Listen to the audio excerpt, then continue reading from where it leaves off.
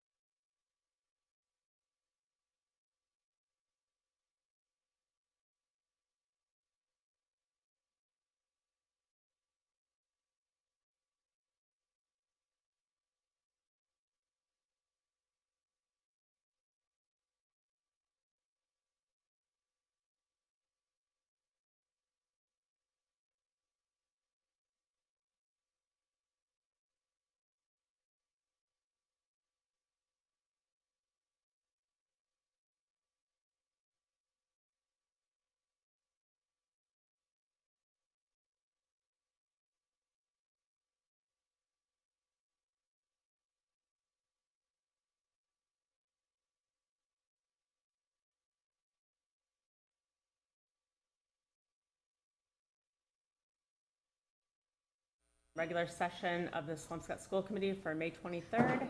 All those who are so inclined, please raise say the Pledge of Allegiance.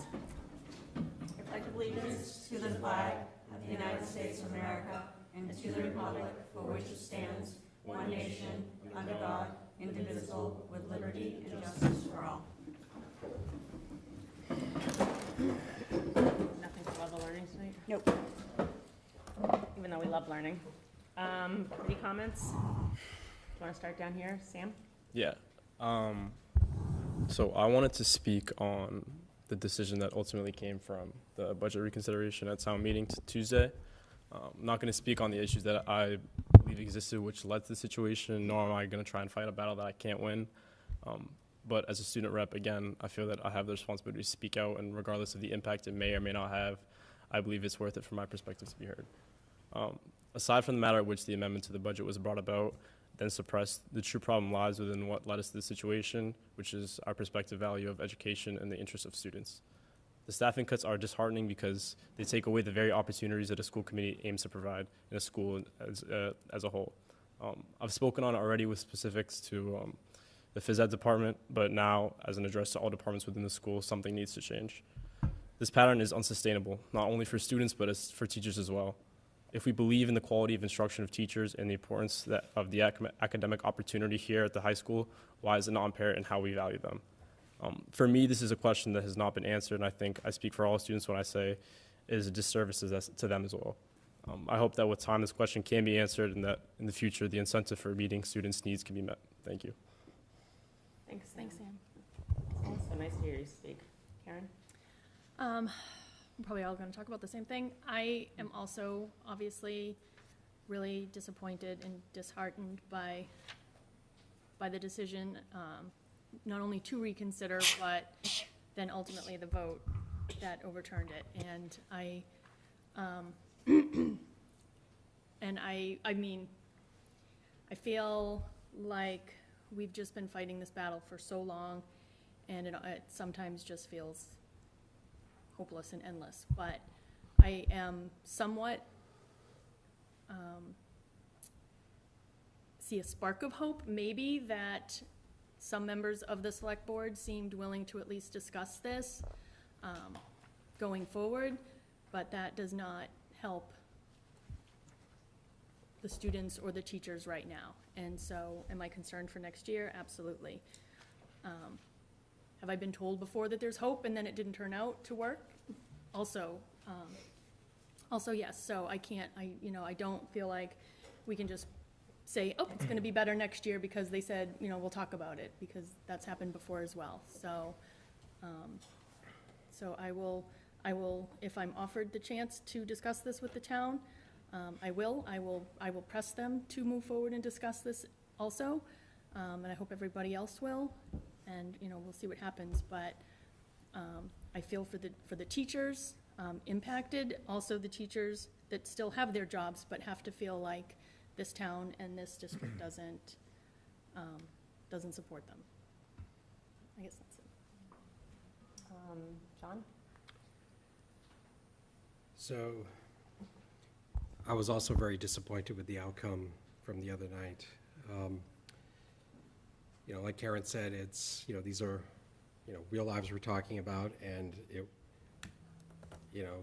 it's a lot of money, but in the grand scheme of things, it really wasn't. And, I think, as time goes on, I think we'll be shown that we were probably on the right side of this one.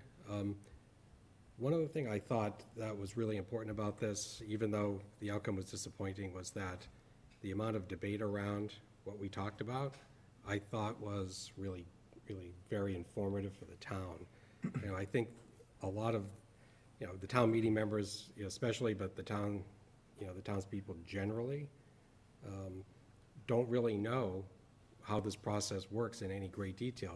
I think, from some of the comments I was hearing, I think there was a sense that, we all sit around and, play nice in the sandbox together and, get these outcomes and, and it's really not that way. And, in the 4 years I've been on the school committee,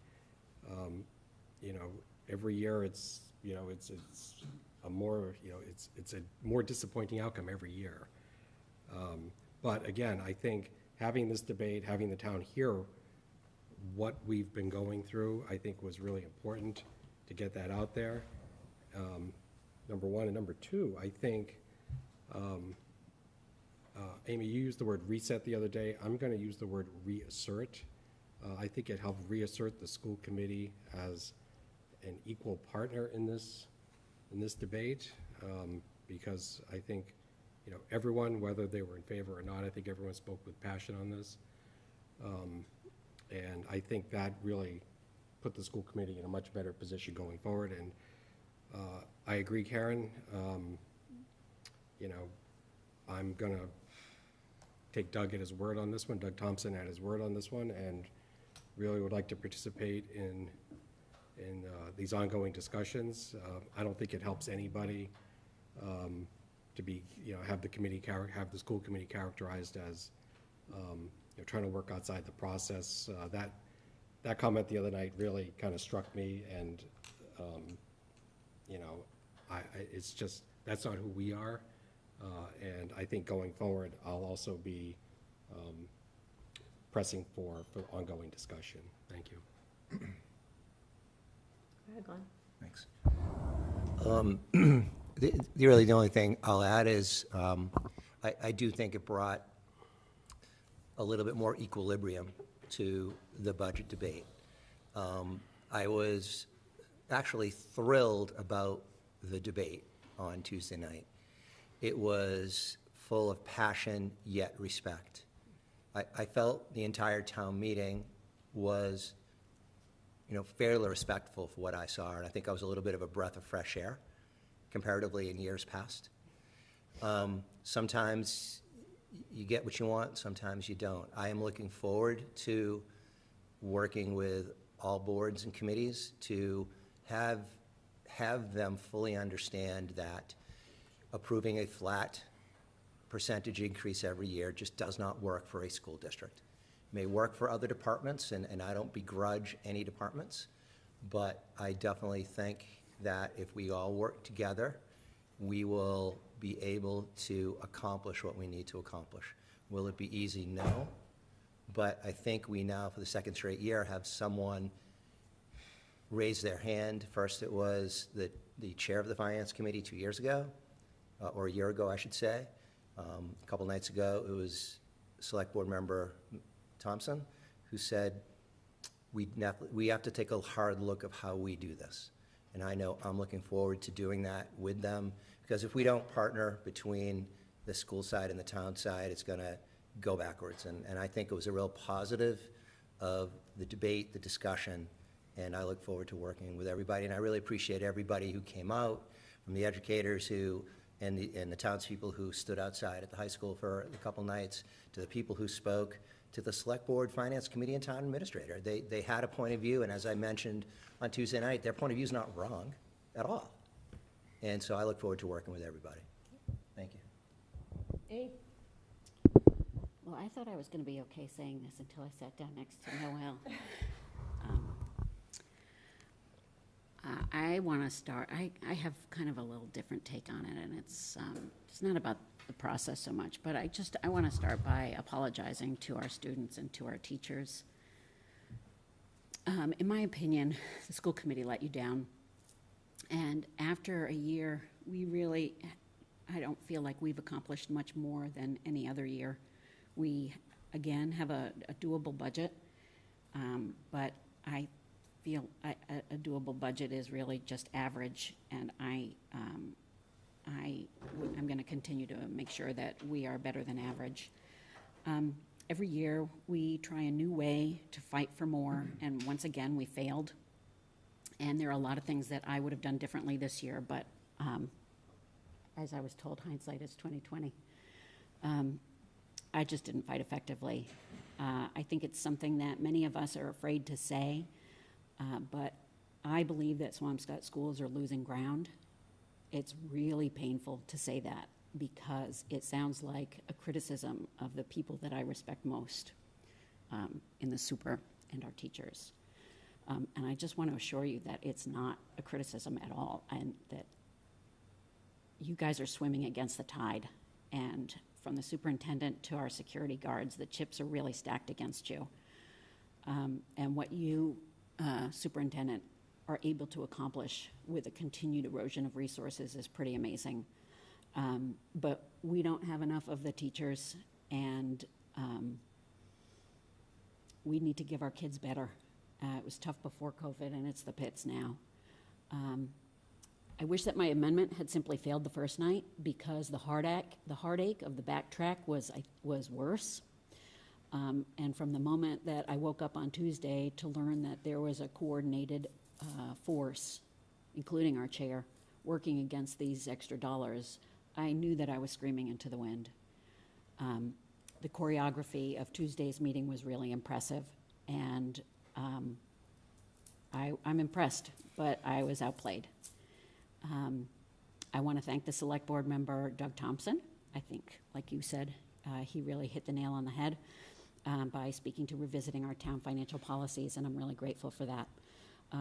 The chair of the finance committee said something very similar a year ago, so I'm hoping that this is just another voice.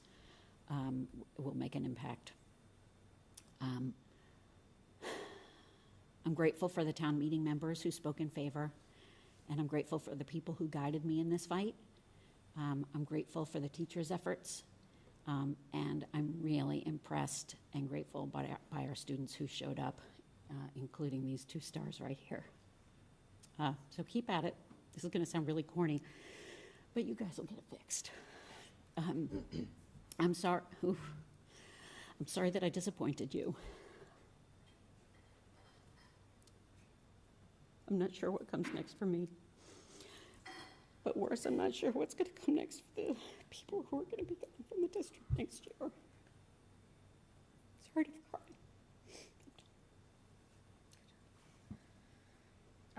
I'm also going to talk about town meeting, but I think I'm going to start on a little bit of a happier note.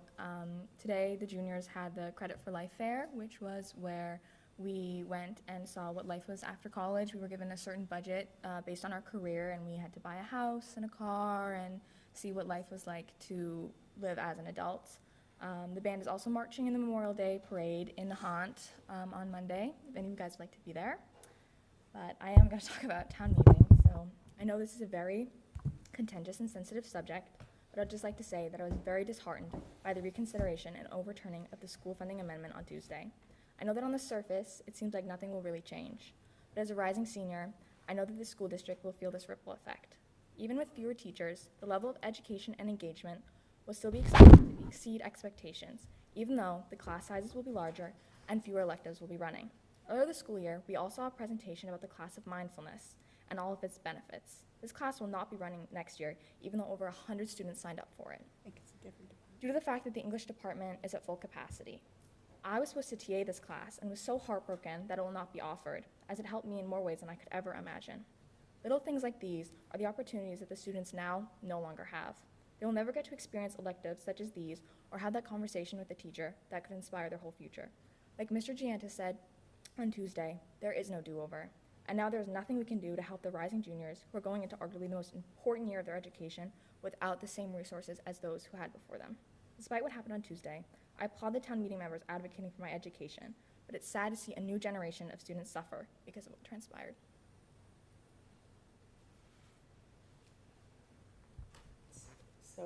So I feel like I'm being blamed, and I'm sorry because there is nothing more that I want is money in this budget. But as a fiduciary of this school district and as the chair of this committee, I have a responsibility to. Well, we all have a responsibility. We signed some protocols, and we have a responsibility. We voted for the budget when time was passed, and even though it wasn't a unanimous vote, we decided as a school committee that we support what we vote for. And that's a really hard thing. And in addition to that, we signed something in the protocols saying that the importance of working collaboratively with the town, and that's what we're going to continue to do and with our efforts from the elected town officials. And I know that it's disappointing, but I couldn't represent this committee without being true to who I am and the duties of the chair, and supporting the superintendent's budget is the duty of this whole committee if we vote for it. And it was tough. And then to have a surprise, which is another thing we have a protocol not to do, to hear that there's going to be a motion, but the person won't tell me at all what the motion is tough, because I don't really have anything to say, so I didn't say anything. And, you know, to have 4 people on this committee stand up, it was awesome. You guys defended the money and the teachers and whatever, but that's not how we operate. We don't speak as individuals unless we've taken a vote and collectively we agree on something. And that process is important. Process is important to having things happen right. And the worst part was, if I had sort of known what was going to happen, I think that I could have called someone on the finance committee and said, what's the implications of this happening now? What does it do for future? What's it going to do for our teachers' contract? This is a contract year.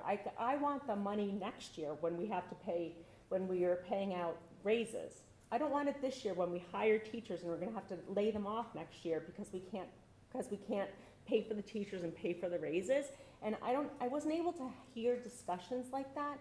And that's why I think it's unfair, Amy, to say there was a coordinated force, because I knew nothing about this until someone on the finance committee called me and said, would you speak towards reconsideration? I said, yes. And that was it. So I guess if that's coordinated, it's no more coordinated than anything else that happened, right? But I think that it was important for me to listen to the implications for this long term. And we're not in this for the short game, and I know it sucks this year, and I know the superintendent, like with the decision not to have the department heads, I know that's an extra class for every subject. So, you know, maybe something comes back, like an extra English class that wasn't there, because there's a teacher teaching an extra period now.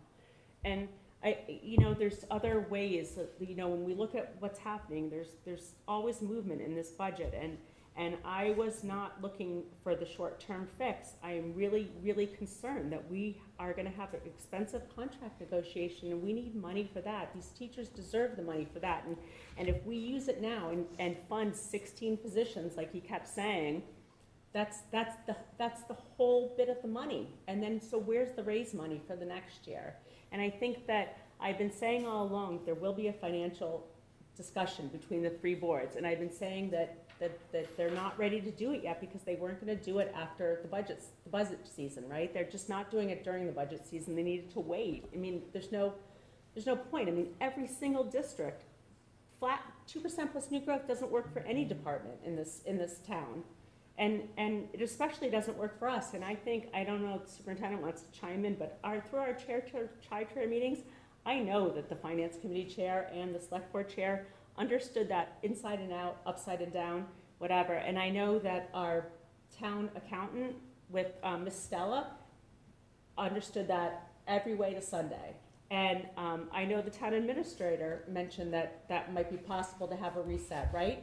And I think that everyone, I mean, Miss Fletcher got up and said reset. Mr. Grishman got up and said it. I mean, it's coming, and I know I told you guys, and I can't do more than that. It has to be, we have to work in the process, or it doesn't work for anyone. It sucks. It sucks. Budget sucks, and I'm sorry that you're. I'm happy to bear the burden. I'm sorry to the teachers. I am sorry to the students. I'm sorry that I couldn't put aside my principles and my truth in what I believe. And I believe this committee has a mission, and it's to be fiduciary stewards of this district, and making decisions on town meeting floor isn't how it's done. And we all know that. Like, town meeting, you're supposed to go to town meeting informed, and everything that happened on town meeting was supposed to be rehashed before town meeting. At every public meeting that happens in town, you're supposed to go to the finance committee meetings, and you're supposed to go to the school committee meetings. Like, we have no one here. No one listens to us, and we've been saying all along. I mean, Miss Stella said it back in January. I think she said 17 teachers were going to be laid off. I mean, we've been saying it, and no one's been hearing it, and that's our fault. But also, it's just it's the process, and people have to make the decisions. People have to make the decisions after long thought out discussions, because there's so many variables that are impacted. And I think that I applaud trying to get more money, but I just couldn't be true to myself, knowing that we weren't following the oath we took as school committee members, or the protocols we signed of how we behave. And since we didn't vote on this as a school committee, which if we had, it would have been all for one and one for all, but we didn't. And I'm sorry. I am really, really sorry, because I know that everyone is thinking of all the ways they could spend the money. And it was my duty. So, do you want to do public comment now, since we're talking about this? After I have a comment? Oh, if yeah, that's okay? sorry. Well, I don't normally. I am so frustrated that the fire wasn't under this school committee a year ago, almost exactly a year ago. We were $800,000 in the red last year going into FY24. We cut 24 positions.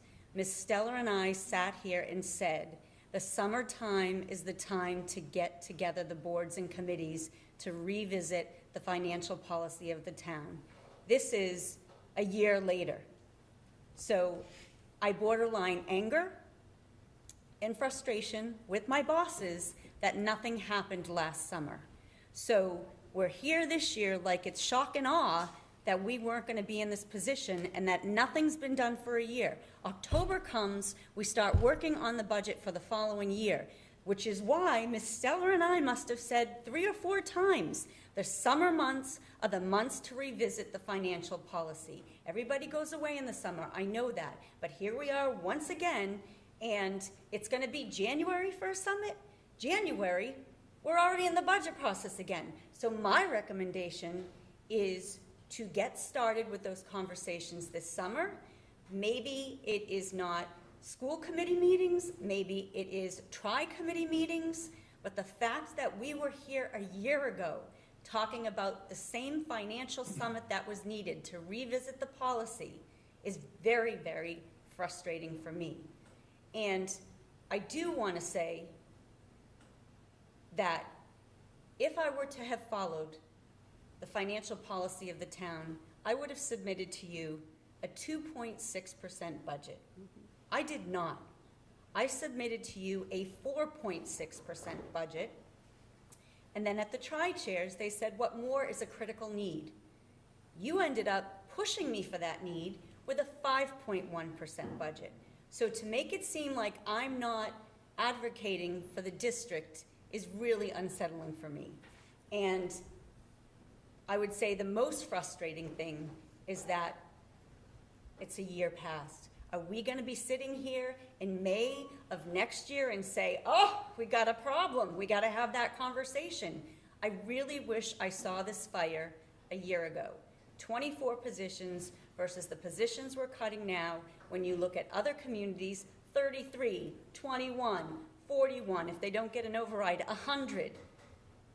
You know, it's very frustrating from my seat. And I felt the need to express it. I feel like we've had a great working relationship, but there's a little bit of, we told you so. And now it had to come to this circus from this week in order to bring us to a point where we're going to push it. I would not let a week go by without attempting to get a tri-committee meeting. That's my feelings. I mean, I feel like this is the first time the select board has even indicated that they would. We did ask for it last year, or at least we asked the chair Not enough, to push it. and not strong enough. I think that Our budget last year was dead on arrival. Our budget was much higher Right, than your superintendent. we did increase the budget from your I recommended understand that, budget. which should have lit more of a fire for you to get that meeting on the books. I think that That's my opinion. if there's a silver lining from the circus, is that it started a conversation, and it didn't start a conversation, it brought it to a head. And that's what it needed to do, because I own not doing this over the summer, because you ask people to do it and they don't, and then you just don't push them until this. And No, I understand that, and I think Yeah. you all know I'm a very compassionate person. But you put the leaders of the district in a very, very difficult position. I worked hard with Suzanne and with Miss Stella to push the budget as far as we could. And then being asked to stand up and say, I want the money, when I've just sat through 34 meetings, agreeing to a 5.1% budget, that puts us in a very untenable position. Do I want it all for my kids? I absolutely do. Why am I here if I don't? But I also have to work with the town. And I can't look Gino Krista or Chief Casada or Chief Archer in the eyes if I'm getting more than my piece of the pie and they're not getting it. So it was a very, very uncomfortable week. And since we're putting it all out there, I'm putting it all out there. I've never made committee comment, but there is a frustration in central office that this shouldn't be a surprise. And I know the committee submitted a higher budget last year. I know you pushed it, but that should have been the fire that lit you then, not now. And I'm just my feelings, John. No, I get it, and if I could just add a couple things, and echoing Amy, I have the utmost respect for you and your team, and so I just want to start out with that. My sense, well, a couple of things. At the town meeting, my sense in the room, and it was, I'm going to speak for myself, my sense in the room was that most everybody understood, Superintendent, you and your team did everything you could to get the last dollar that you could advocate for, okay? I don't think there was a sense that, you know, you should be advocating for more. I think the understanding was you did all you could. And as a committee, we had pushed for more, but based on the constraints of the town, you know, you, as you said, you did what you thought was appropriate. So I don't think anybody was looking for you to advocate more. So if, you know, if that was your sense, you know, I'm sorry you felt that way. The other thing, again, we talked about this a little bit. I don't think it's fair to place blame at the feet of the school committee that we didn't have a fire last year. We did, and, you know, Suzanne, we followed the process as you indicated, you know, that, you know, we're going to engage more. I think that was one of your you know, when you stood up for chair last year, you know, that was one thing you said you'd be able to do is, you know, contribute to that process even more, just given your experience. And so that's what we did, Superintendent. We followed the process, and look where it got us. And I think, you know, if you want to call, you know, what transpired this week a statement, you know, trying to stand up and, you know, finally, you know, do what we think is right. And, you know, we've been trying to do the right thing all along and follow this process, and look where it's gotten us. It sounds like we have some attention now, so. There is a silver lining. I would agree with that. Yeah. It has been brought to a head. That's fine. But we at central office are trying to run a district, and the amount of phone calls, texts, emails, telling us what to do, telling us what to say, telling us where to be. You know, what did I get done this week? Not a whole lot. And I don't ever want these students or any of the students or the teachers to think that I'm not in their corner. 34 years I've been doing this for one reason, the kids. So, I mean, I just feel it's important to say that.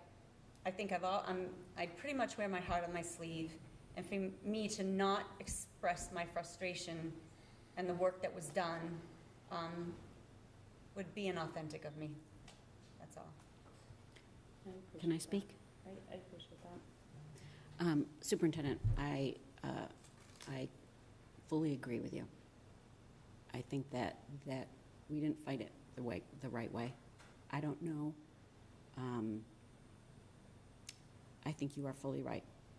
And I apologize because my intention for bringing that amendment as Amy O'Connor was to keep you out of it. You know, I don't know if anybody even cares, but it was notable how little we spoke over the last 2 weeks. And I shut you down. Yeah. I said I'm not talking to you. Yeah, and I fully appreciate that, because the fight is not yours. So I apologize that you felt pressure to be up there to defend anything or not defend anything, because you didn't need to be. You know, as you look at what happens in other towns, it's the electeds that are there doing that job, not our employees. So that's why I did it. I appreciate all of the work. Yeah. And I am going to walk away with a silver lining that perhaps this meeting will occur now and we'll have some movement. But I am worried about the seniors. Yeah. I can say, echo what Suzanne said, that with the department chairs, you know, that's 7 more classes that will be taught with them teaching a 5th class. So we are looking to become creative, and, you know, mindfulness is not something we want to go away. It just may be taught by somebody else.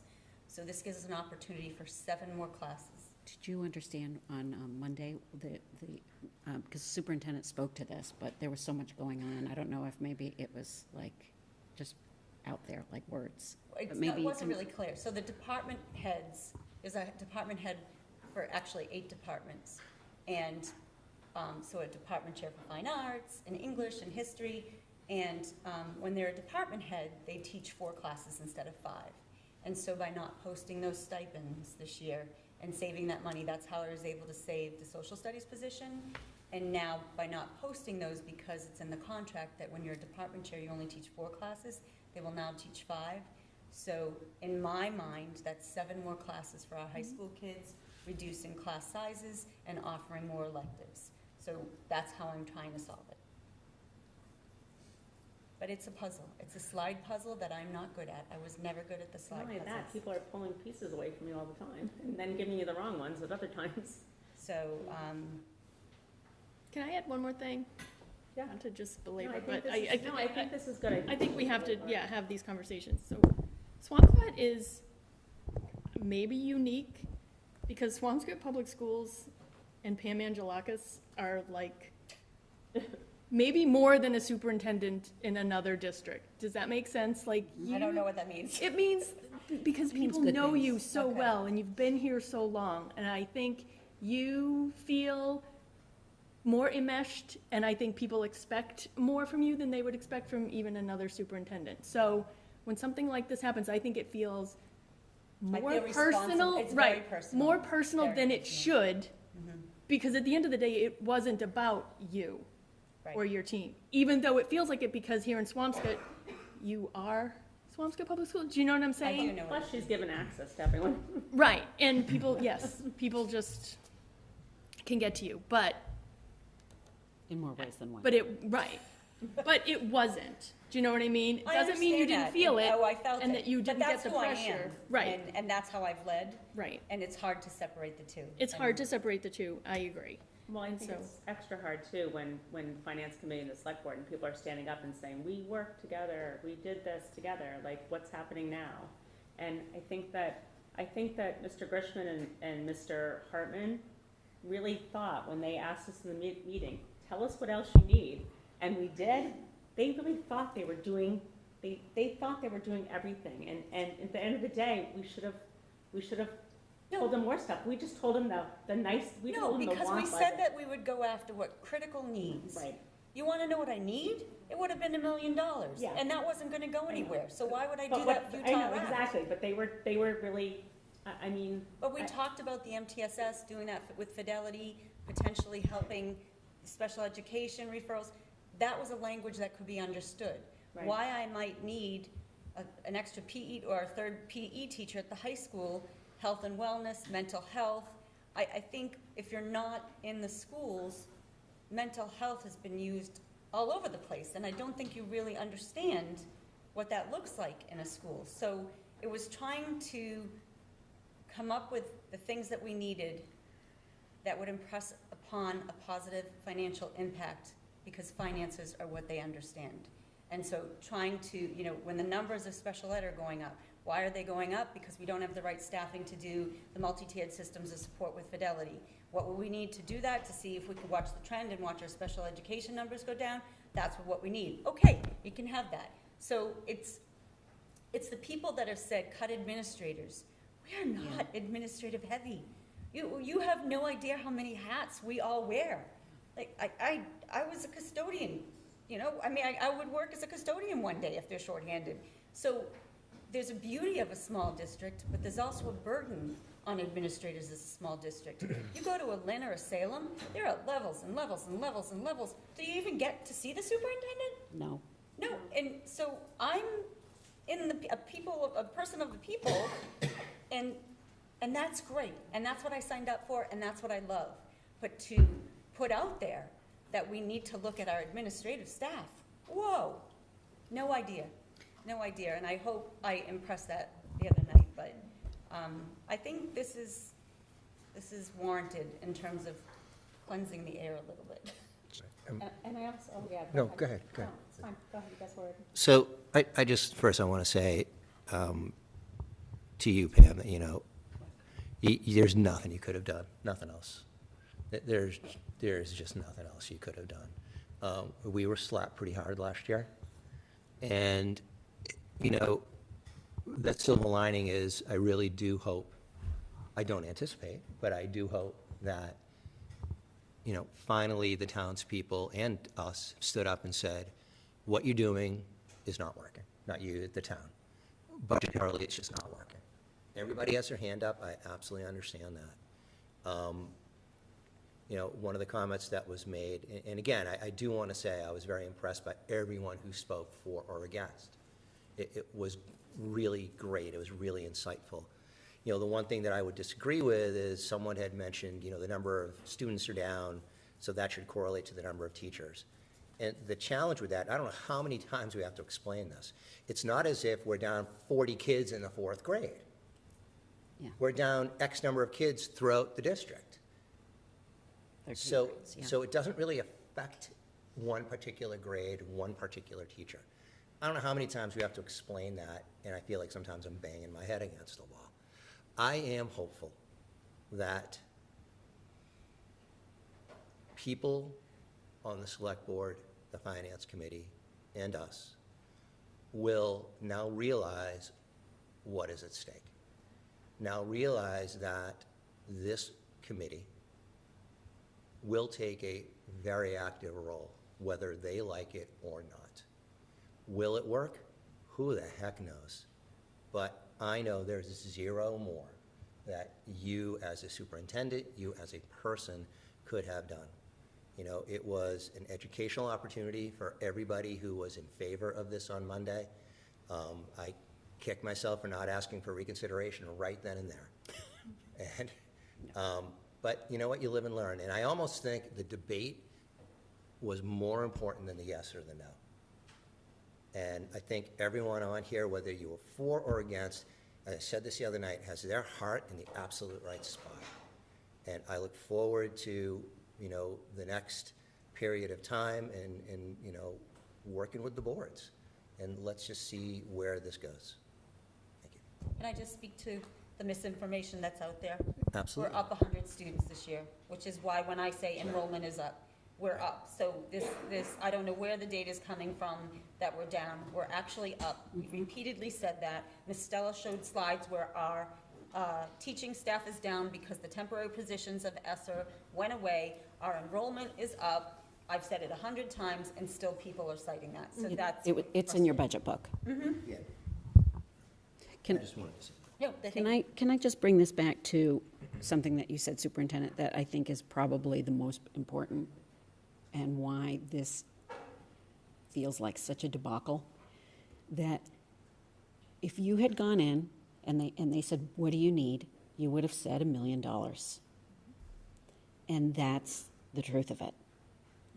Which is why when I was talking and I said, you know, I started at 1.2 because I looked at that list that you provided of all that we need. But I knew that would never pass. And I think the fact that you walked into those meetings from the get-go, knowing that you could never ask for that, that's the problem. And when I say that, I don't mean because of you, but because of the process in which you can't really talk about what you need. So I'm glad that you said that, and we'll do you better next year.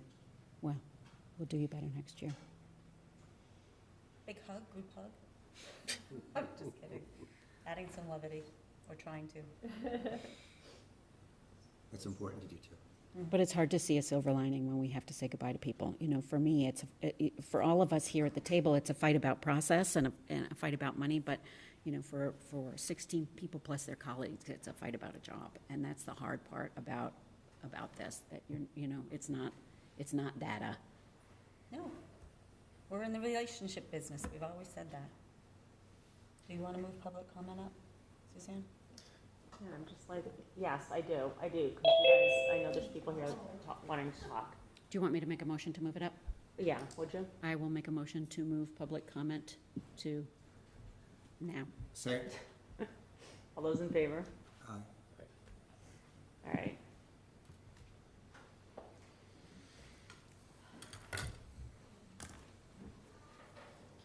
Mrs. Nottingham is taking minutes from home, just in case anybody was concerned. I got you. Who are you? Is it evening now? I feel like all I've done has been at these meetings. Amy, I appreciate your speech. I feel like I'm a quote person. I'm definitely somebody that wears their heart on their sleeve, and I felt like we've been beat up too over this. Sorry, just for the record. Oh, Rebecca Buckland, president of the Swampscott Education Association.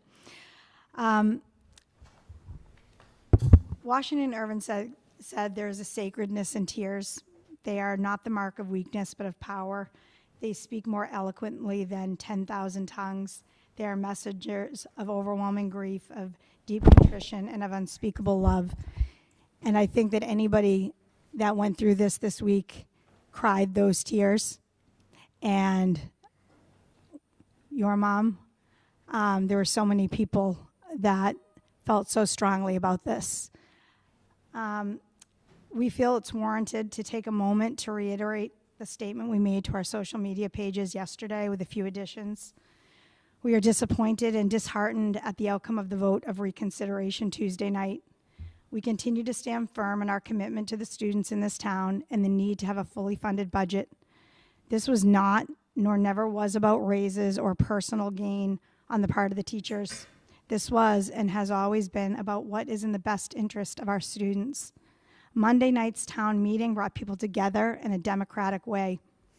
Students, residents, and others spoke on behalf of a system that is not working to fund our schools. Town meeting members voted overwhelmingly to support a budget that would provide monies to fill needed positions. On Monday, there was plenty of opportunity for the opposition to speak about their concerns, but instead, they underhandedly and in a coordinated effort decided to bring a motion of reconsideration the next day, knowing the outcome. The proposed plan would have given the school department $482,000 in perpetuity and cost the average taxpayer less than $90 a year. It's Swampscott, $90 a year. At the last school committee meeting, we spoke in regard to the elimination of these positions, 16.6. The SEA was deeply concerned about how that would impact our students. At that time, we began to form a campaign to bring to town meeting. We worked with people who assisted us in getting the message out. We intended to bring the motion forward, and everything on our flyer was what we intended to ask for and do. We then learned that a member of the school committee was going to file a motion, and we supported that plan. To imply that the SEA was in any way being anything but transparent is not only unfair, but untrue. Eliminations, efficiencies, cuts, these are words that are used interchangeably and inevitably mean the same thing. If you don't replace an outgoing teacher, you are left with a cut, a void. So let me break it down for all of those who have questioned our sincerity and the truthfulness of our statements. 1.1 PE teachers, 1 high school psychologist, 1 high school special education teacher, 1 middle school special education teacher, 1 grade 5 teacher, 1 elementary school psychologist, 4 elementary ESPs, 3 elementary tutors, 1.5 ELL teachers, music reduced to a 0.4. I know it doesn't sound important, but recess monitor, the director of SEL, 8 high school department chairs, and now 5 middle school curriculum specialists. The loss of all of these positions will impact students in some way. While many in this town may see Tuesday's vote to reconsider a victory, what we see is another year of students' potential to fall through the cracks, and these cracks just continue to grow. When will these students, our children, be important enough to the town, for the town to fight for? So we would be remiss if we didn't thank the town meeting members who stood firm in their decisions to support funding the school. Your actions were not lost on us. When others turn up the rhetoric so you can't hear the truth, it takes courage to stand up. To the school committee, Amy, Karen, John, Glenn, we applaud you for speaking up for our students in our schools. To our members, thank you for showing up and doing the hard work of teaching every day. Most importantly, thank you to our students. Your words, actions, and commitment to fund the schools was heard loud and clear, and we commend you. If this is what our future looks like, then we are truly inspired. Remember, through the lies, the truth always prevails. Can I respond? I know we're not supposed to. Yeah, go ahead. Becca, Sue, Union, you know how much I respect you. And you know how much, as you said at the last meeting, I value the collaboration that we've had. But what I recognized from what I said Monday night at town meeting is that people don't quite understand the language that we understand because we're in it. And so I do just want to say for the public that the department chairs and the curriculum specialists at the middle school are not teaching positions. Last year, we sat and had a retreat with them and said that they're an extension of my leadership team. So they still have teaching positions. It's just the stipended administration. So I just want to say that. And the only other thing I want to say, because we've talked about it at central office, is that when we talked about building this beautiful elementary school and combining the 3 elementary schools, we talked about one consolidated school creating efficiencies. And so I know that we haven't filled some positions and we've reduced some positions, but we've known for the last 2.5, 3 years that this vote passed and was moving forward, that we were going to be consciously looking for efficiencies because now we were going to have shared staff. We were going to have all 3 PE teachers in one building, all 3 or 2 art teachers and music teachers. So some of those, I know, not filling, reductions, RIFs, they're all, taking away FTEs, they hurt. But I think it's important for the public to know that some of this we've been looking long-term at, like how do we create efficiencies going into one building? You don't have traveling staff, you don't have shared staff. So some of those reductions came as the result of opening a new building and looking for ways to create staff efficiencies. Reducing a music teacher by 0.4 hurts. It hurts for that person, it hurts for the position. But am I going to fund a 0.4 and I don't really need it now because we're all in one building? So I just want the public to know those are the decisions that we're making, and part of the elementary reductions were because we now have our special education substantially separate programs in one building versus one at Clark, one at Stanley, one at Hadley, and having to overstaff them because they're in multiple places. Having them in one place now allows us consolidation of ESPs and tutors. And I'm not saying these speak to all those 16.6 reductions, but they're a part of it. And I just, you say 8 department chairs and 5 curriculum specialists.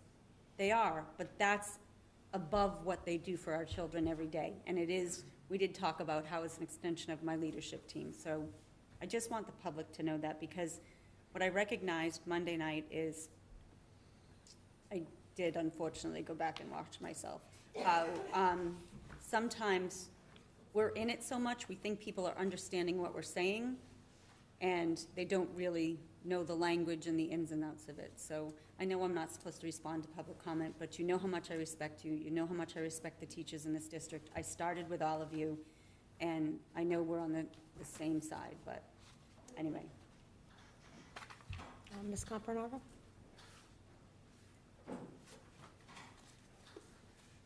Hi, Sue Comparato, Vice President of the Teachers Union. First, I'd like to echo what Becca said. Thank you, Glenn, John, Amy, and Karen, for your support, your strength, and for remembering why you were elected to fight for our schools and our students. We appreciate what you've done, and we hope to be fighting on the same side of future issues that could come our way. To the student reps, thank you so much for sharing your voices, your passion with the town regarding the cuts. Thank you to all the students who stood with us and encouraged us over the past couple of weeks. Our fight is and always will be about you. I think it's important to discuss publicly some of the ramifications of the cuts that have been made. While we're thrilled to have the high school social studies teacher reinstated, the trade-off with the elimination of the department heads causes some other things to happen. And I do have that ability to see the puzzle pieces. I'd like to make it a matter of public record what tasks will have to be assumed by administrators and what or won't happen at all with the elimination of department heads. AMC National Math Exam, Science Fair, Wellness Month, French exchange trip, updating, posting, answering questions about summer work, proctoring MCAS makeup, Pi Day, seal of biliteracy testing, the Quebec trip, oversee the redesign of the social studies curriculum, data analysis for MCAS, prepare purchase orders, annual report for town hall, ropes course licensing, rewrite and update changes to the program of studies, determine sections and teacher assignments, open gym, underclass and senior departmental awards, proctor AP exams, strength and conditioning program, provide instruction and assessment for classes during extended teacher absences, facilitate building-wide initiatives such as executive functioning pilots and CRISP, CPR licensing and certifications. I could go on with a continuation of this list, but you get the idea. Sometimes difficult choices need to be made, but continuing to put people in positions where they have to make impossible trade-offs is not sustainable. Our teachers are at their maximum capacity, and by continuing to make reductions of any kind, it makes our jobs impossible, and we are setting ourselves up for certain burnout. Our teachers cannot and will not be tasked with picking up the slack. When community members post things on social media stating that teachers should be grateful just to teach in such fine facilities and not focus on what we don't have, it brings up the question, Does not having a PE or health teacher meet the students' needs, even if the facility is state-of-the-art? Our schools are not just brick and mortar. What makes our schools special is what's beyond the brick and mortar. We will continue to be ungrateful as long as our students' needs are unmet. We will not allow the jackals to leave us with a mere carcass of education. We will not stand idly by, and we will always be champions for the students of Swampscott. Thank you. We have one person online. I'll do this. But Jeannie, you want to speak? Yes, thank you. Hi, my name is Jeannie Katz. I am a town meeting member, Precinct 5. I was there all 3 nights, and I am a parent of a Stanley at Blaney 3rd grader and a parent of a Swampscott Middle School 6th grader. And it's really helpful to hear everyone's perspective. I tune in and out of paying attention to school committee and paying attention to select board meetings, and so it's been helpful to hear everybody's thoughts and reactions to what we all just experienced, and I am hopeful that just to speak to like the reconsideration and the vote that was on the floor on Monday. It was very conflicting as a parent and a supporter. Oh, I don't think I mentioned I'm the PTO co-president for Stanley at Blaney, and so I'm very supportive of teachers and the schools in general. So as a town meeting member and somebody who is very supportive of the schools and teachers, it was very conflicting because, as Suzanne said, I felt a very like a fiduciary responsibility as a town meeting member to support, you know, the budget that was proposed. All of that to say, this discussion has helped kind of see the reasoning and rationale behind various perspectives. I'll stop there. The real reason I'm here, and this may be granular and seemingly obtuse considering everything everyone just said, especially from the SEA. Nobody has had an opportunity that I'm aware of to speak to the fact that there's an elementary school physical education teacher whose position is potentially going to go away at the Stanley at Blaney School. That's where he currently is, and he likely will not be, as of now, to the best of my knowledge, may not be at the new elementary school. And I just wanted to speak on behalf of Stanley School students, and not just him, not just those students, because he teaches also at Hadley, that he's a gem. He's been wonderful the past 2 years he's been at the school, and I would hope that this district will do everything they can to keep him in the district.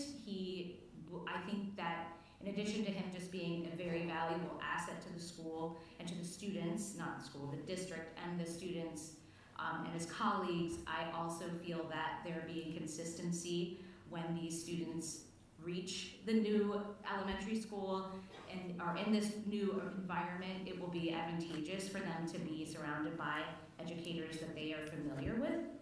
So I ask on behalf of myself and my student who's there that you strongly consider saving his position. I know there are very many positions that are on, you know, that we're discussing. So I respect all of those folks and all of the educators, but I wanted to speak to him because he has been a very valuable asset and contribution to our school community. Thank you. Thank you.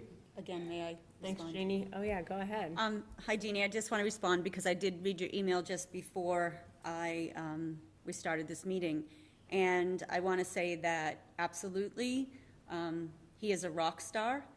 We all know this, but I'm not sure, again, if the community understands we have a legally bound process that we have to follow when we do a reduction in force.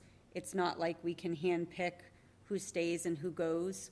And so I'm not sure if the public is aware of that, and I just want to make the community aware of it, that there are very strict guidelines for administration when you are doing a reduction in force, and I couldn't agree more wholeheartedly that if there's any way, we can keep him, we'd like to do that, but there's still a lot of moving parts.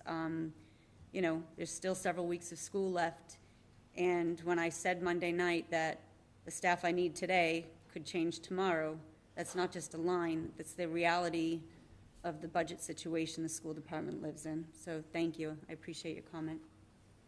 I appreciate your response, thank you. Maura Lau?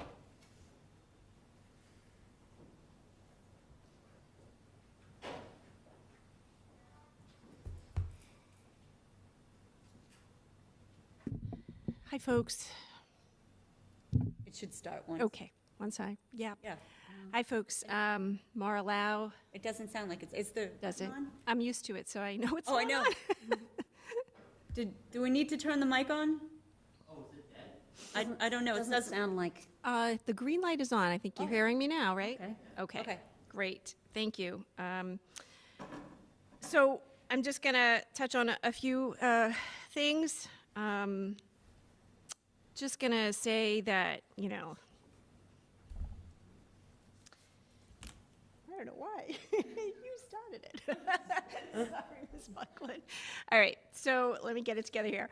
I just would like to say that I feel like this is just a train that we've seen before, and I have full faith in you, Ms. Angelakis, and I am so sorry the way things went, because that just felt like an undemocratic process that was manipulated. It felt very unfortunate, to say the least. So let me just touch upon a few of my things. So in speaking about the train, we've seen cuts in the district before. And as I was saying previously, when cuts happen, they so often, the holes do not get plugged. So what I will say is that I had no idea, and I think I'm fairly informed, but this year I have had other town purposes. And so the school has fallen off of my radar, and I will fix that. So I did not know there were 24 missing or positions from last year. So we, as you say, are already starting in a valley and, have no equipment to dig out of it.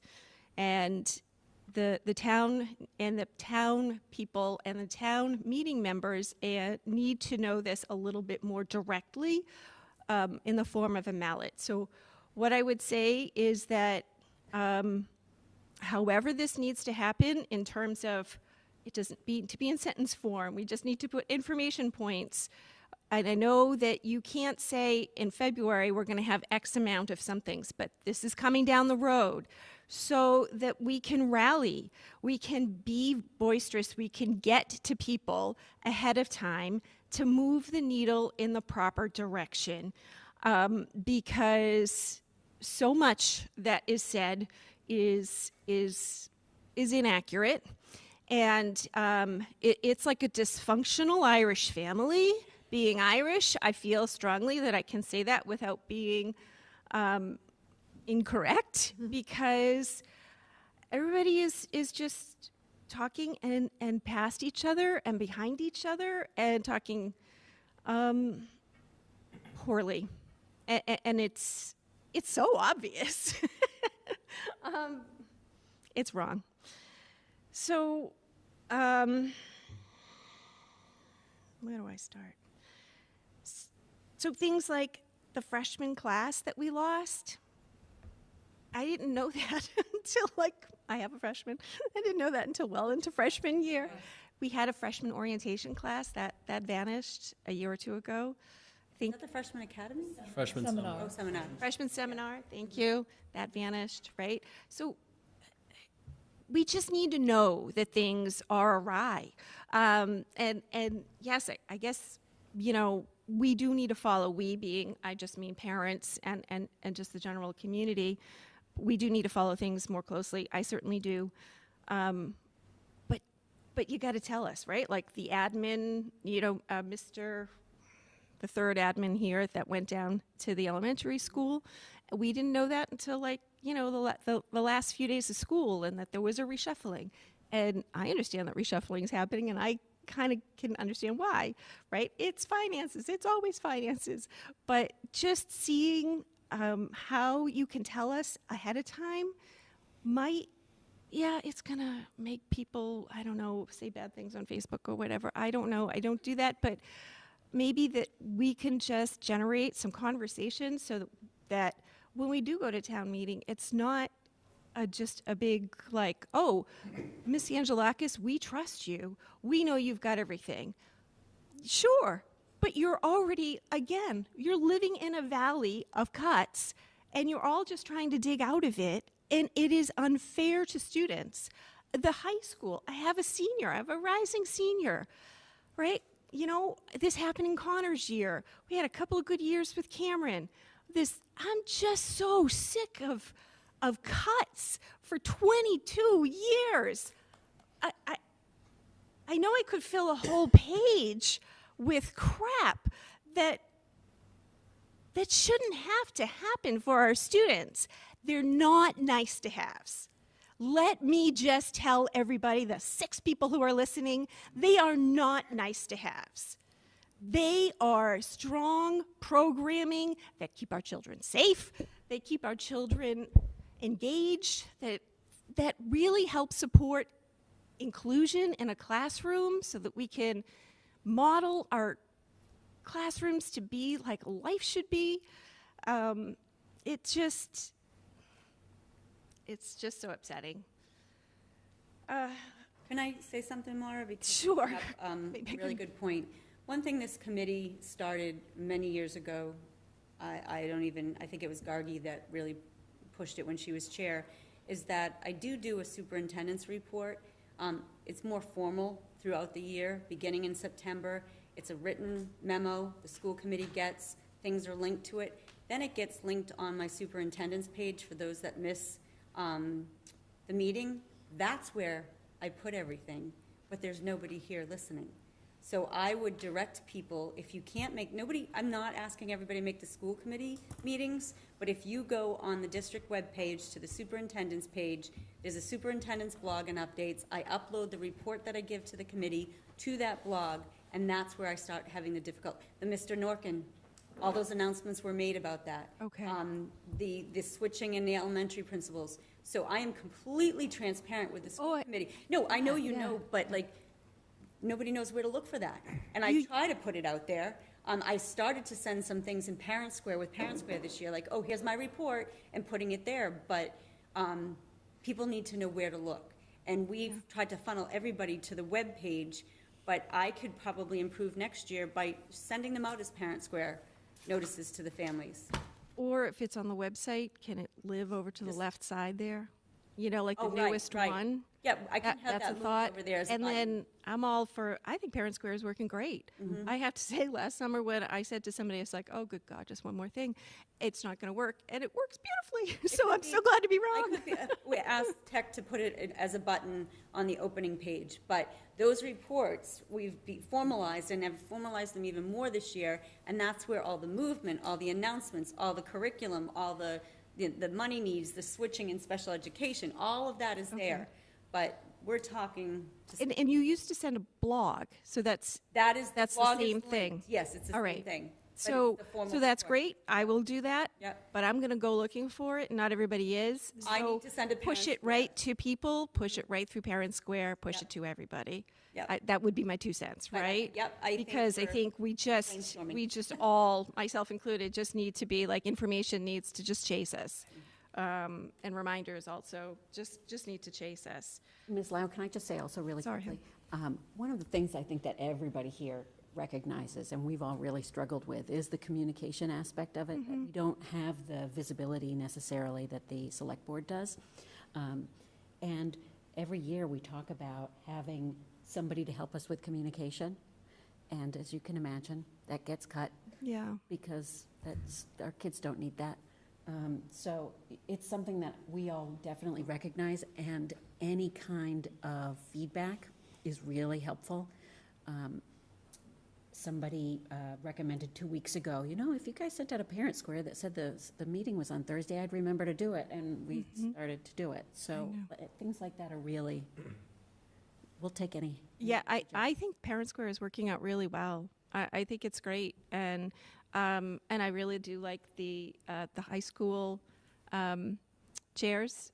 I love those newsletters. I think those are fantastic. That's just a great ad. I'm so pleased for that because, I am happy to point out the cranky things.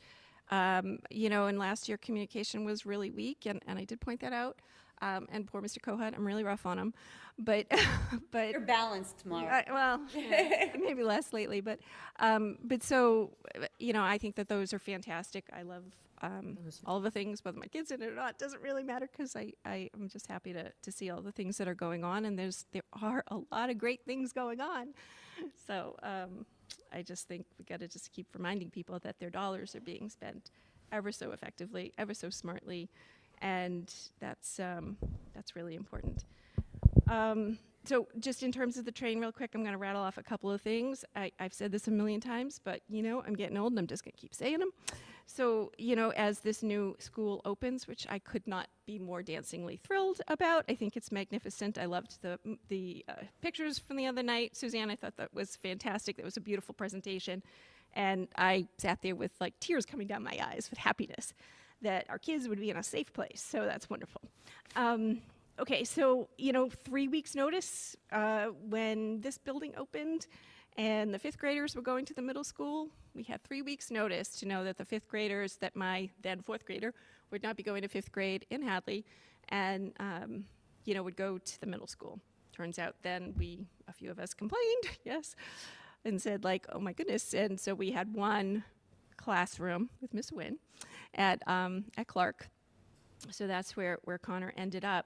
But so I know that would never happen had you been the superintendent at that time. I really do firmly believe that, and I don't throw trust very easily. So I know that you will, you are overall doing whatever you can to take care of us and to take care of our students. That's Appreciate that. really important. And I just want to talk quickly about my rising senior because I care about everybody's kids and I don't want to see anything but, the psychology for next year. This year there's very large math classes for the freshmen. I think the loss of the freshman seminar is a loss. I know a lot of work went into building that class because I remember being part of it. And I think that's a miss. So if we can just not, keep it on the whiteboard, not lose sight of it for when, we find our way out of the hole. And I don't know, when I did parent meetings in January, I asked all of the teachers that I met with how things are going, how's the tone. And I have not said this to Mr. Kohut, but it was that the morale was low. And I got that, some teachers I had to prod, but maybe some less.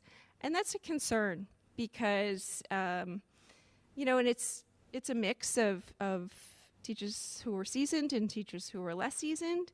And I just think that that's an important thing. It's a really important pulse for us all to be mindful of. And I think, morale in a non-school environment, when it, we maybe that's what people need to hear is that, very much in private sector, when a job goes away, yes, somebody else is doing all of those jobs, but that job doesn't have lives on the other side of it. And that's what I feel that people are not comprehending fully. And that's a problem. I'm just going to take a quick look to make sure I've got all the big stuff. Oh, I'm going to end on a happy note. So I just want to say today, I've thought of this already, but from where I am, it's kind of funny. I can hear Clark, like, the sound just comes up the hill, and it's like a megaphone coming up the hill. So it's wonderful. When the windows were open today, I could hear all the kids out there at Clark Field playing, and then all of a sudden the rain came, and I could hear them all scream because they were, running in to the building. All of a sudden, it kind of came out of nowhere. But it was just a beautiful sound, and then obviously, Hadley and all of the kids playing on the field. So we will miss those sounds, but I do hope that the community, I know Stanley was a school, but it will be bigger sounds, and I do really hope that the community around Stanley can embrace the joyousness and the wonder and, just the happiness that does bring. So that's that, and I'll pay more attention. Thank you, Mara. Thanks. I think this is important that everyone got a little more time than usual tonight, and that we could sort of be cathartic a little bit, and I appreciate everyone's comments. Now we have some people waiting, and I want to make sure we get them out. But you would want to start with our happy note? Our happy note is we have 2 student reps that you guys have been, I'm sorry it's ending on a note like this, because it really is not great, but you guys have been great, and it's been such a pleasure to listen to what you both have to say. You're so measured and thoughtful and prepared, smart, and smart. Prepared. I know, but and prepared, and you guys are really paying attention like I don't remember a lot of other reps paying attention, and it makes you feel so good about you guys as students and adults, and I feel better in this world. And I'm so happy you're coming back next year because unbelievably you'll be even better. This is a little gift for you. Enjoy your summer. Little gift.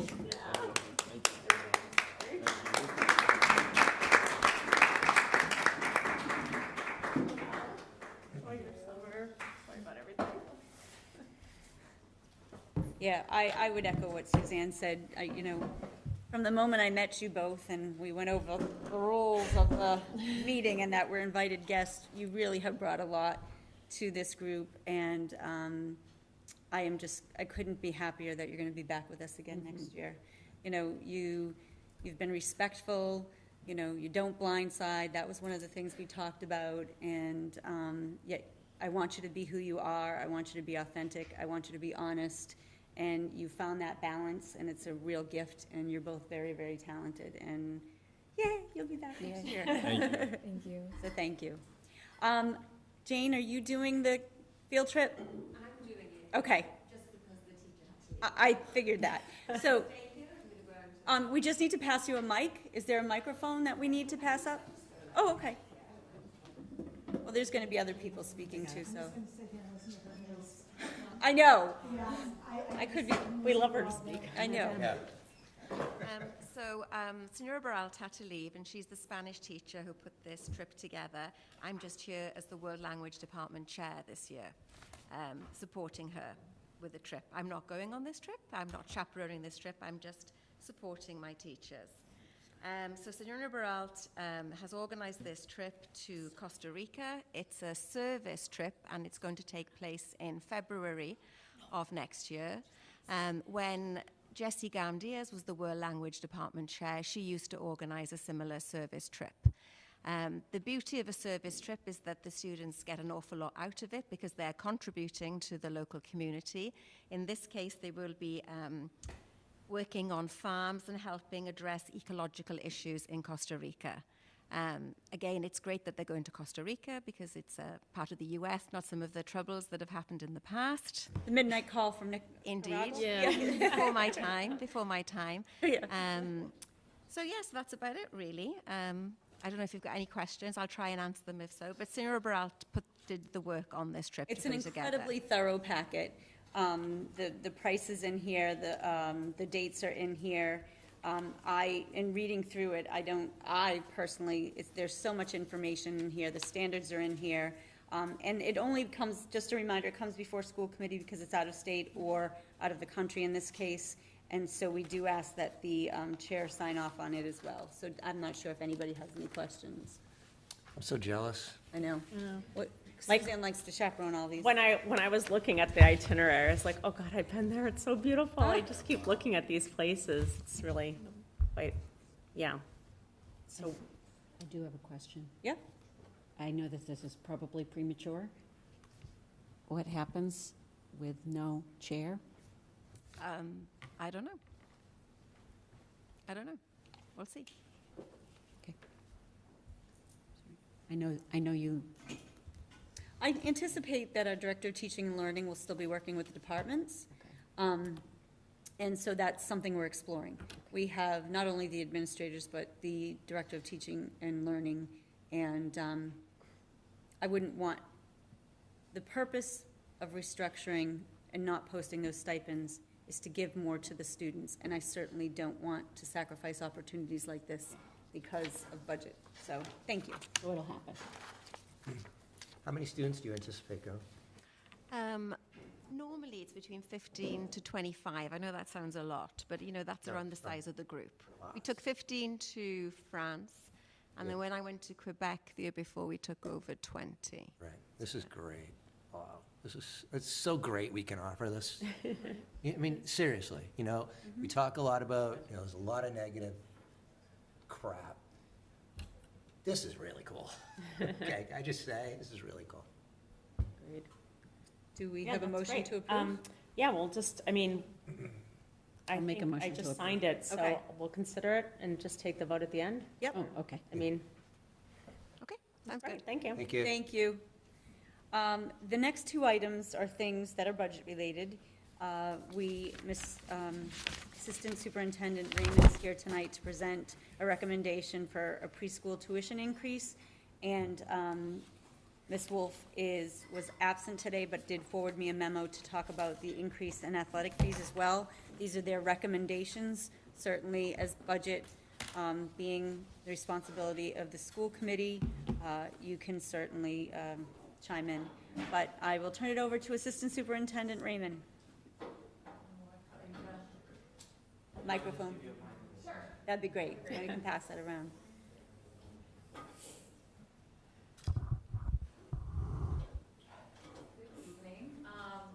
We are recommending an increase in tuition. It's about 8% for next year. It's almost a reset.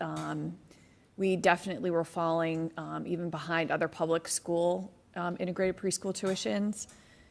We are still lower than the private schools, which I do think is still should be, because we do want to offer a affordable opportunity for our families in Swampscott to send their students to preschool. But that's the proposal for next year. I think it's, obviously, we have to look every single place that we can in order to increase our funding. And this is one area, and I do think it is appropriate and in keeping with what other local communities are funding. Of course, you know, if you're in Salem or Lynn or in larger cities, they actually are able to offer, I think their 4-year-olds are able to have free preschool, or at least a good majority are. We do not qualify for that grant or that funding, but I do think that this is a appropriate increase. And we also increased the lunch bunch, which is the 12 to 2 portion, where families can actually extend the day. It's $20 a day, but that, you know, that's $10 an hour when you think about what the cost is for everything.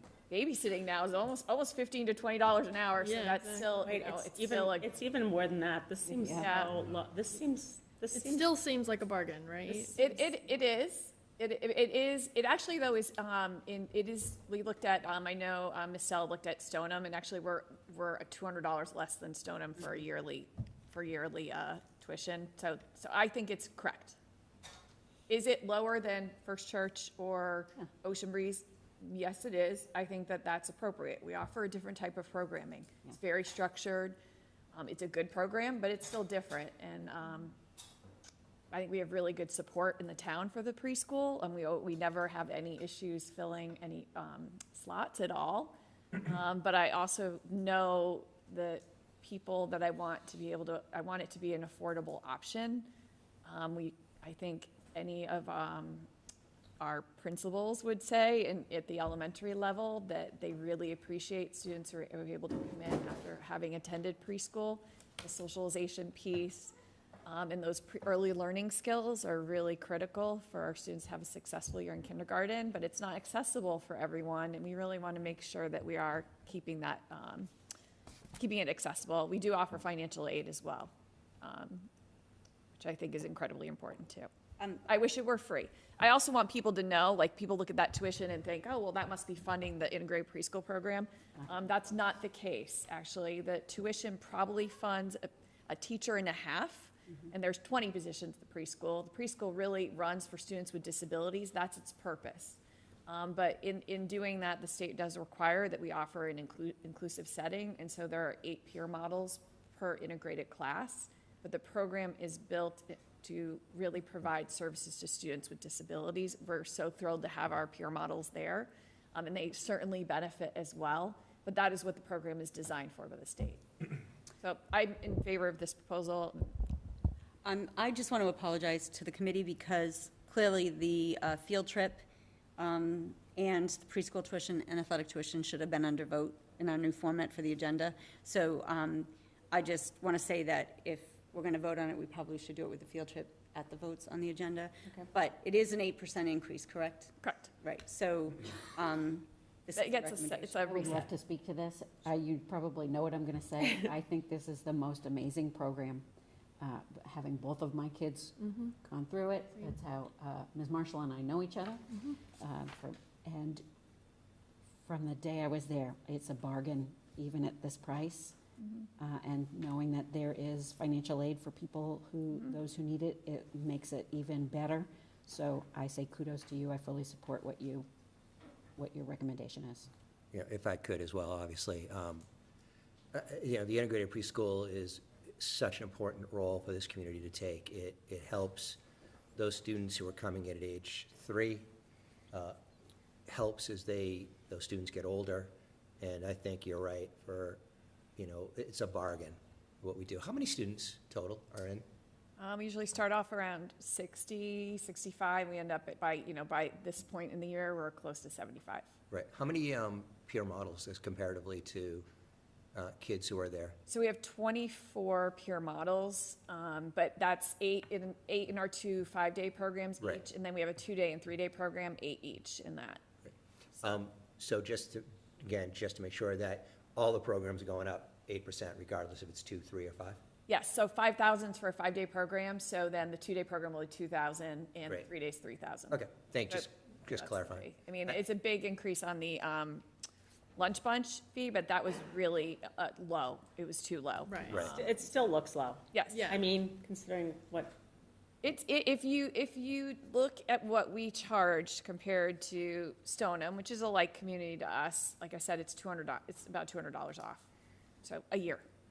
So that's, I think, fine. I mean, I don't want to also do such a reset that you're pricing people. People are in shock who are already enrolled in the program. So I think you have to do things a little bit gradually. And this is 8% is big. Yeah. It's a big jump. Not typical. That's easy. Okay, thank you, Mrs. Raymond. The next item on the agenda is a recommendation from our athletic director, Ms. Wolf, about the athletic user fees. She has set up a similar table showing you that the 23-24 high school athletic fees were $375. Her recommendation is to go up by $25 so that the 24-25 high school fee would be $400, middle school fee would be $225 instead of $200. Admission to the football games would be the same as this current year, and admission to the basketball games would remain the same. The family cap is listed underneath the table, $1,875 for years 21, 22, 23, 24, and recommending a $25 hike there to $2,000 for the 24-25. I think this is nominal.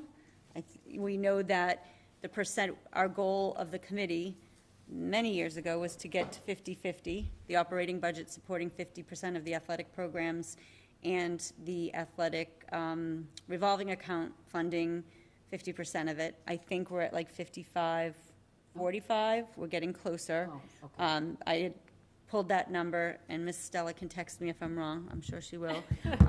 But I think we were getting much closer to that 50-50. We could be falling down, which is why this increase is appropriate, but we were working towards it, so. Yeah, like I know that refs have gotten more expensive by not a little bit. I do have a concern about this, and it's interesting seeing Mr. Moran here in the audience. I have heard that particularly the student admission to the basketball games is prohibitive and makes a lot of students decide not to go. And I hate seeing that happen. So if there is a workaround there that does not impact this budget dramatically,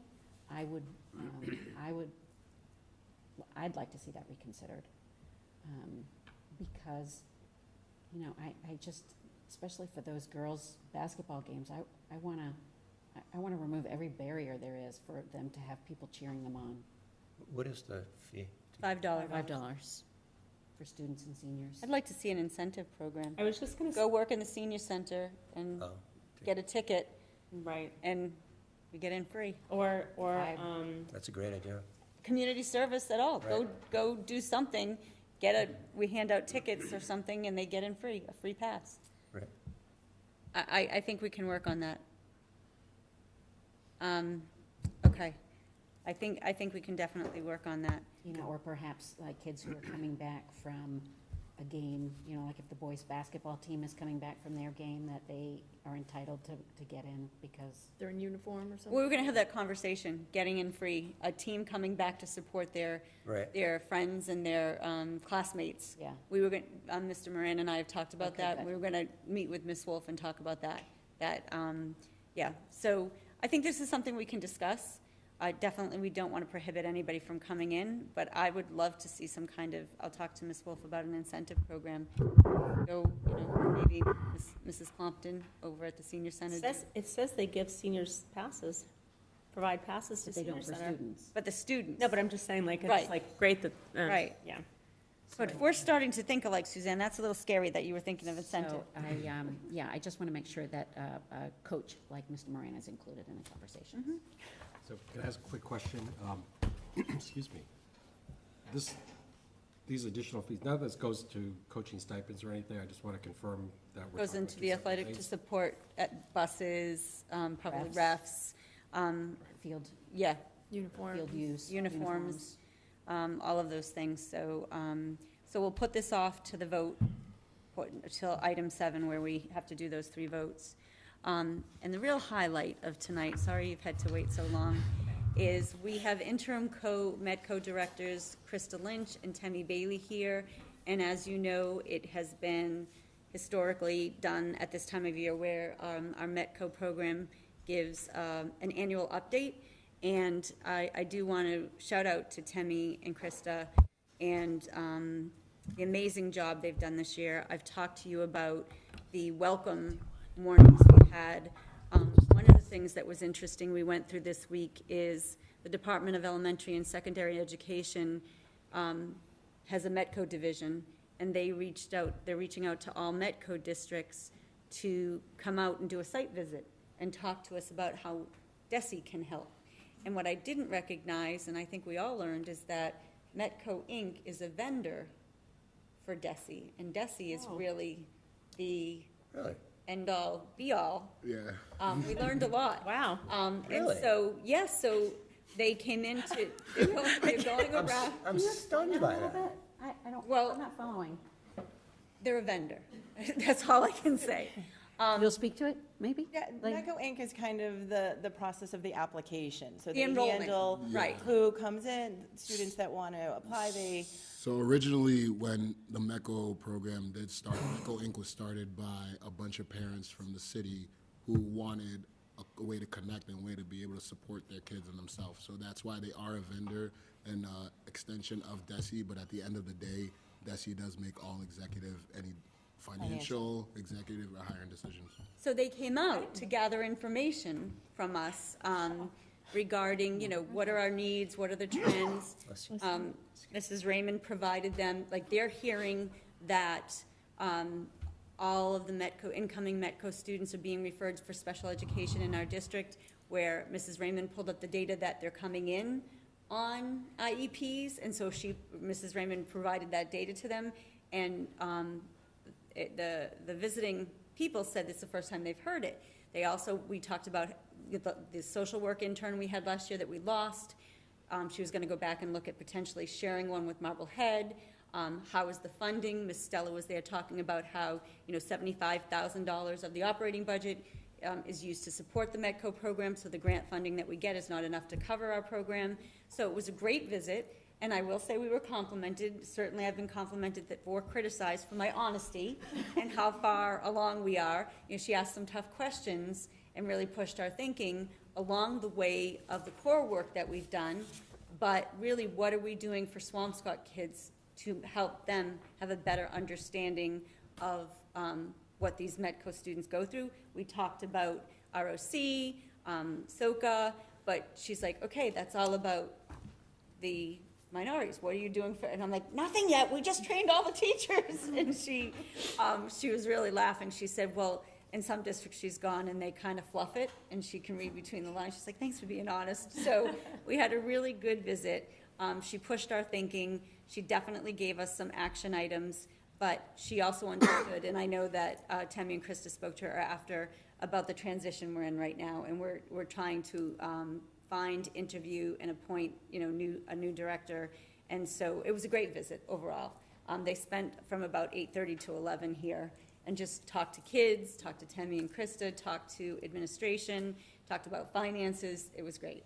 So you might not have the answer to this, but one of the things that we are, as school committee members, asked to do often is obviously advocate for more money for METCO, because of how important it is, not just for the kids who come, but for our kids, the kids in Swampscott as well.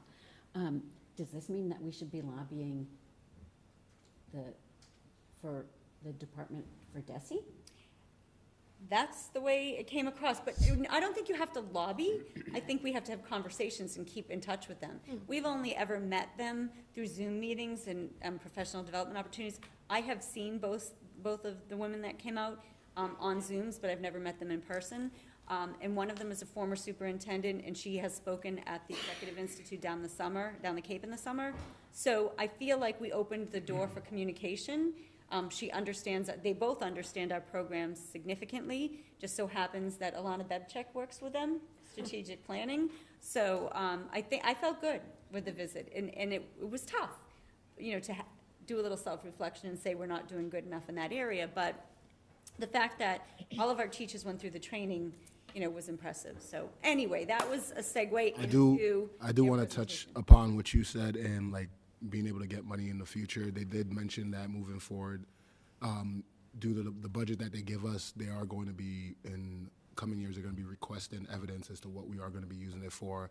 And due to the fact that we will be able to give them that, we will be able to ask for more. Because, as we all know, a majority of our budget does go to the buses. And that's, being in Swampscott, we're one of the farthest communities. So, of course, our busing is going to cost more than the buses that provide to Lexington, closer to Boston. So they're having a lot of extra funding from DESE that they can use to hire social workers because they're not using it for transportation. So hearing that and hearing our concerns, they were like, oh, okay, and wrote everything down. It was really an amazing visit. But that's a key point that Temi said. There are standards we should be following and areas we should be working on according to DESE. And we're going to have to provide evidence that we are meeting those standards to some degree if we want to go after more money, but there is money available. Good. So it was it was very educational for me. Good. So take it away. I just want to open and just say that I am so happy to be here, and I think I'm happy to now, I was a little nervous, present tonight out of all nights, because I wanted to say that Temi and I are bringing a little sunshine into the room tonight for our passion for the program and our students and Swampscott students as well. So I'm excited tonight. I was a little nervous. Oh, you. I forgot you have. We can see it, yeah. Okay. Just say Just tell me, next just slide. tell me and I'll do it. So I just wanted to go over this slide. So it's all pretty in the colors and everything, but I wanted to break down for the 23-24 year. We have 53 total students.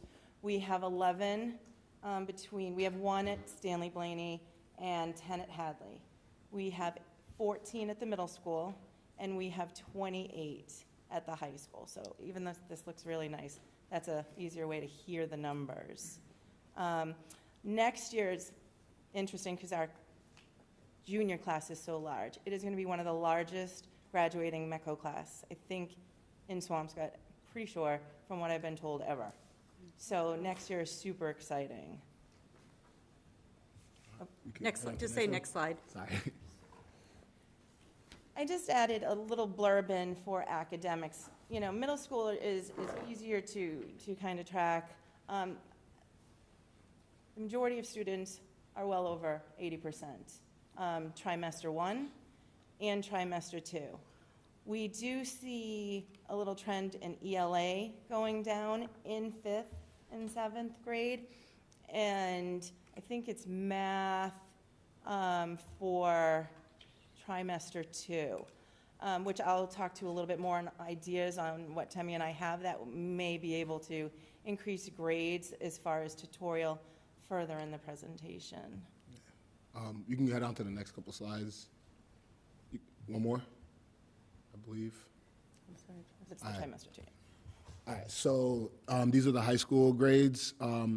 As we go through, so something that I definitely noticed going through all of them is, and you can click one more slide, please, is definite low-end decline for math and science for us. So one thing, and Krista did mention that, one thing we do want to do moving forward into next year is look for a tutor that is proficient in math and sciences, especially that way they can go down and help in the middle school. One thing I've noticed, especially stepping into the director role, the kids I haven't been able to be with the kids as much. Myself, I am semi-adept, not as good as Mr. Moran back there, but I'm semi-adept in math as well as science. I've been able to efficiently help the students, and I've noticed that that's one thing that they've been asking for a lot is I need help in math, I need help in science, I need help in math, I need help. And I'm running through buildings, so I'm not able to really sit with them as long as I used to. So that's definitely one thing we do want to look into procuring next year. One thing I do want to mention is our sample size for our seniors is drastically smaller than all other classes due to us only having 4 METCO seniors this year. Is one of the smallest classes, which is ironic because next year will be one of the biggest. You can head on to the next one, please. Seniors are doing so good. Again, sorry. Next? Yeah. Sorry. Oh. Oops, oh my God. Back like That 4. just happened. Go back. One more. Okay. One more. One more. Yeah. Oh, all right, no. Nope. I apologize. Yeah, go forward. Go right. Go forward. I apologize. That's on me. Go forward one. One more back, Enrollment. one more Enrollment. Forward. Jeez. We should be on enrollment. All right. So enrollment for next year. So due to us having a brand new elementary school, me and Krista, and this is Krista saying, hit them young, hit them hard. We were looking to bring in a lot more kids in the elementary school so that way they can be more accustomed to Swampscott, and that's one thing I've noticed. The longer they're here, the easier they are to transition, the easier they are to connect with other students. I'm going to shout out one student in particular, Nikhil Davis. He's been here since he was in 2nd grade, and I think he's had one of the most integrated experiences out of all the METCO kids because even throughout his middle school years, I do know he stayed with a family in Naha, and anytime he came back from football, he could always go there, and that's coming back at 9 o'clock, 10 o'clock, track meets, anything. Track meets go late, and he has his support system in Swampscott that he can truly count on, and that's something that we would love for all the kids to be able to develop over the years. So we have 5 confirmed new students, 2 kindergarten students, 1 grade 6, 1 grade 7, 1 grade 10, and we're in the process of procuring 1 more kindergartner and 3 grade 4 students. Wow. So we're looking at getting 9 new students in as we're graduating 4. Mm-hmm. Can I just ask a question? Yes. How do you guys, and I'm just so curious, for students who are coming in at kindergarten, that must be such a challenge for you guys to integrate them into this community, into a new school, into this school, and how do you go about, I'm so curious how you go about doing it. Honestly, Clint, I feel like they do well. They just come in and they're just, everyone is starting Right. new. They have more energy Right. than the middle and high school. I think our high school and middle school students sleep on the bus, coming in and out, and they're bouncing, and they're like that till they get home. The younger kids are more of a blank page, so Right. they have no preconceived notions. They have no preconceived ideologies of this, that I'm different from this person. And you're right, everyone's scared to death of walking to kindergarten. Right, they're not leaving a friend group at another Right. school. And especially this Here. year, since everyone is going into a new building, they're all getting the same experience. Right. So our elementary enrollment will be higher than the middle school enrollment next year. And that hasn't happened Ever. in a number of years. We are Exciting. super excited. It's really exciting for the future. And next one.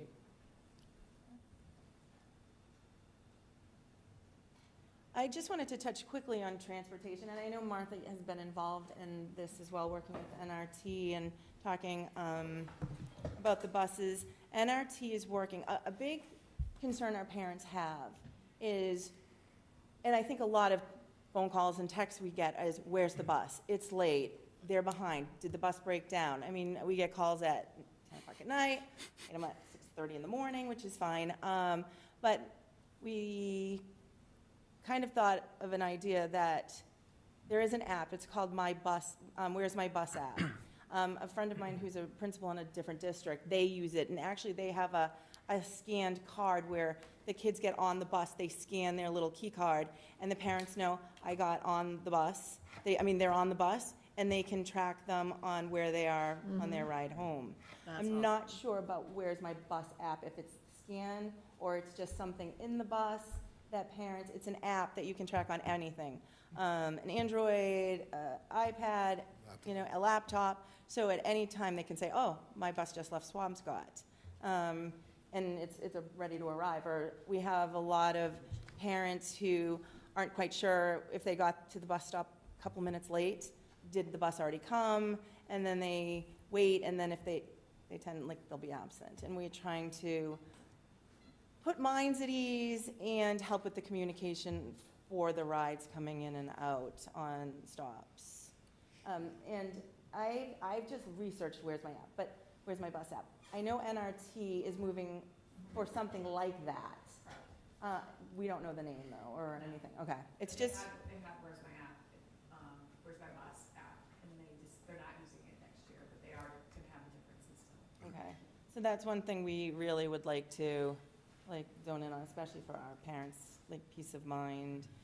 And for tutorial, so tutorial is after-school tutoring sessions that we offer. One thing that I do want to point out is Swampscott is, we are one of the only districts in the METCO program itself that offers this opportunity for our students. So that's a huge thing, and that's also where a lot of our budget money goes to as well. Right. So we do share our late buses with Marblehead, but for the high school, we have tutoring sessions after school till 5 o'clock on Tuesdays and Thursdays, and at the middle school, we have it Mondays and Wednesdays. Krista has done a great job in being able to get a lot of the middle school teachers to pop in, subject-specific teachers to pop in and help with the students, which has also been a great help, especially with me and Krista stepping into our new role and the new tutor going down, so they've been able to go down and help him get adjusted as well. And for the high school, something big I'm definitely going to push for next year is getting the math teachers to pop in. We were able to get the science teachers to, since last year I noticed a decline and a struggle for our students in science, so we were able to get the science teachers to pop in the tutorial sessions this year as well, which was a help. The late buses are for extracurricular activities and sports.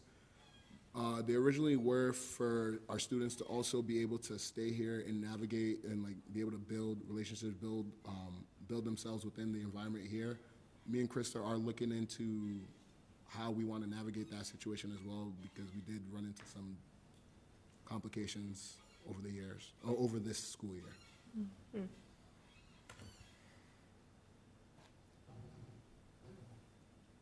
All right, so middle school activities.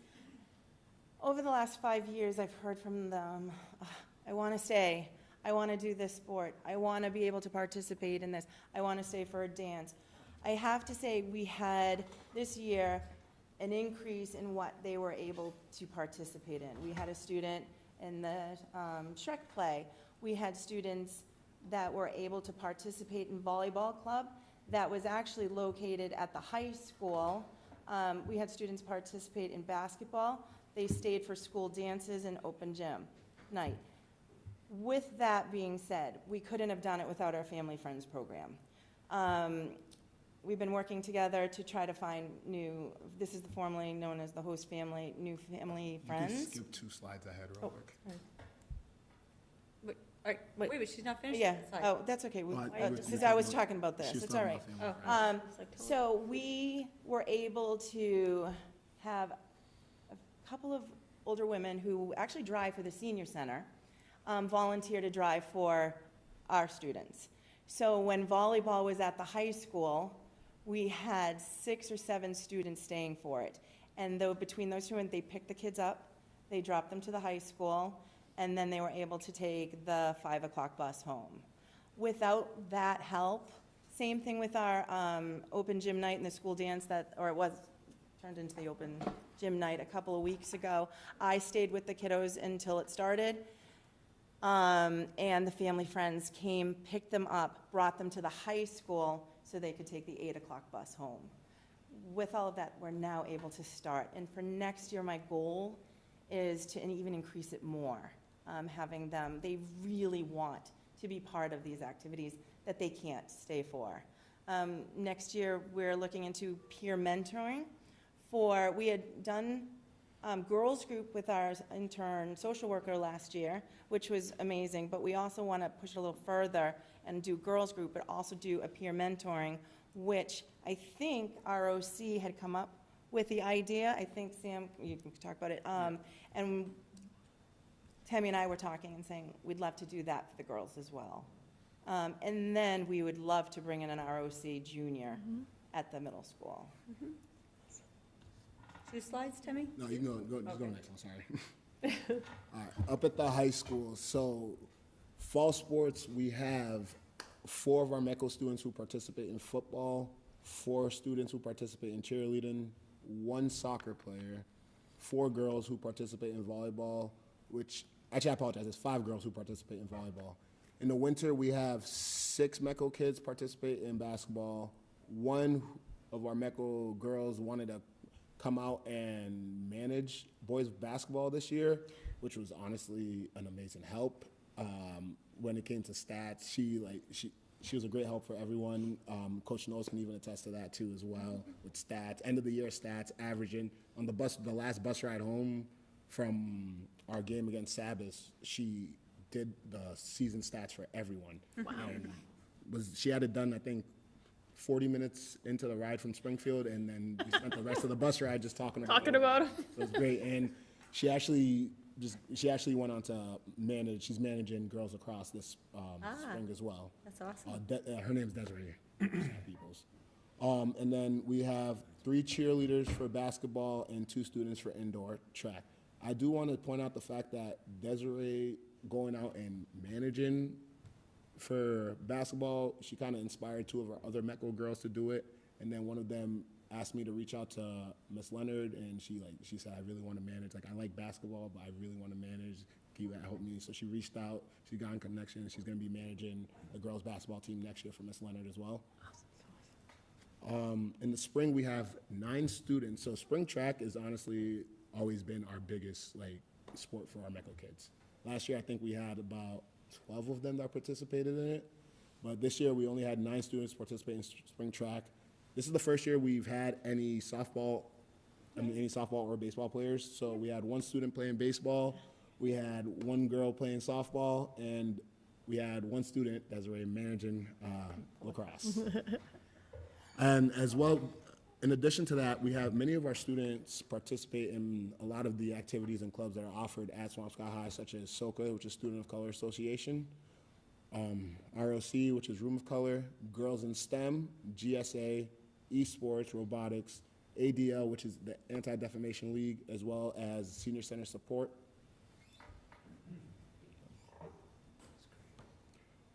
And next up, we have our Family Friends page. So Family Friends was, Mitchell, you want to start on this one? No, you can, I'll talk about the goal. All right. But you can All talk right, so Family Friends is basically what I explained that our METCO student, Nikhilin, is experienced throughout this whole time here. It is a connection for the METCO kids to be able to meet Swampscott kids, be able to get to know them. Originally, in the past, we had found out that Miss Tara Cisco had made an emphasis on connecting METCO students with families prior to them beginning the school year. That's something that we actually love and we hope to plan to do moving forward. So that way, one, especially for all the kindergarten and the young elementary school families coming in, the parents will be able to have a connection before they enter the school year, have someone, have a source, a trusted source. And we've noticed a Swampscott family has actually come on board and helped us with this, and the Spelioses, they've been a great help, they've been a great connection, and they also are a host family. They've been a host family in the past for a couple of our kids, but currently are a host family for One two, high school and one middle. one high school and one middle school kid this year. And one thing I do love to say is, for the high school kid, I don't see the middle school kid as much, but the high school kid, Zakari Turner, he loves it so much to the point that he calls her his other mommy. He refers to Miss Spelios as his other mommy. And that's like something that it put a huge smile on my face when I heard him say that a couple weeks ago, because that lets me know he trusts her. Yeah, He's made a connection. And one thing that I love seeing, him going down, because they bring the lunches for him, they'll bring food for him sometimes. He's always eager to go down, and knowing that they have someone that cares for them and is there for them in an area that's an hour away from where they're naturally from has been a huge, huge asset. Piggybacking off of that, the feedback that I've been getting over the last couple of weeks from parents and talking to them about Family Friends, middle school, elementary school level, is they're a little hesitant because they haven't gotten to know the parents and they haven't really met them, and they try to get play dates together and they try to see each other, and they're struggling to figure out how to do that. So Temi and I were talking about one way that we could kind of bridge that gap, and we came up with an idea to do it 3 times. I would love to have 50% for our goal next year. Boston families that have been matched with Swampscott families to participate in 3 events. I've talked to directors in other districts. They have done things like Stoneham Zoo at the lights. We kind of meet halfway. So our Swampscott families and their kiddos come out, our Boston families, and then they start to build relationships and they start to get to know each other. And therefore the trust will come where they can say, oh, I will leave my first grader with you for an afternoon on a half day, and I'm comfortable with it. Right. But right now, the feedback was just that they don't know how to do that. So finding a place in between Swampscott and Boston, maybe Kings, maybe something at Linfield, to figure out for next year to start to increase that relationship. Is the goal always to have a kid matched up with a Swampscott student who's their own age, or? No. I mean, No. I've got an empty bedroom. Could I open it up and? Yeah, so honestly, it depends on the situation. We've had experiences where I know one METCO kid here who has a family friend who goes to Essex Tech and is in a younger grade. Yeah.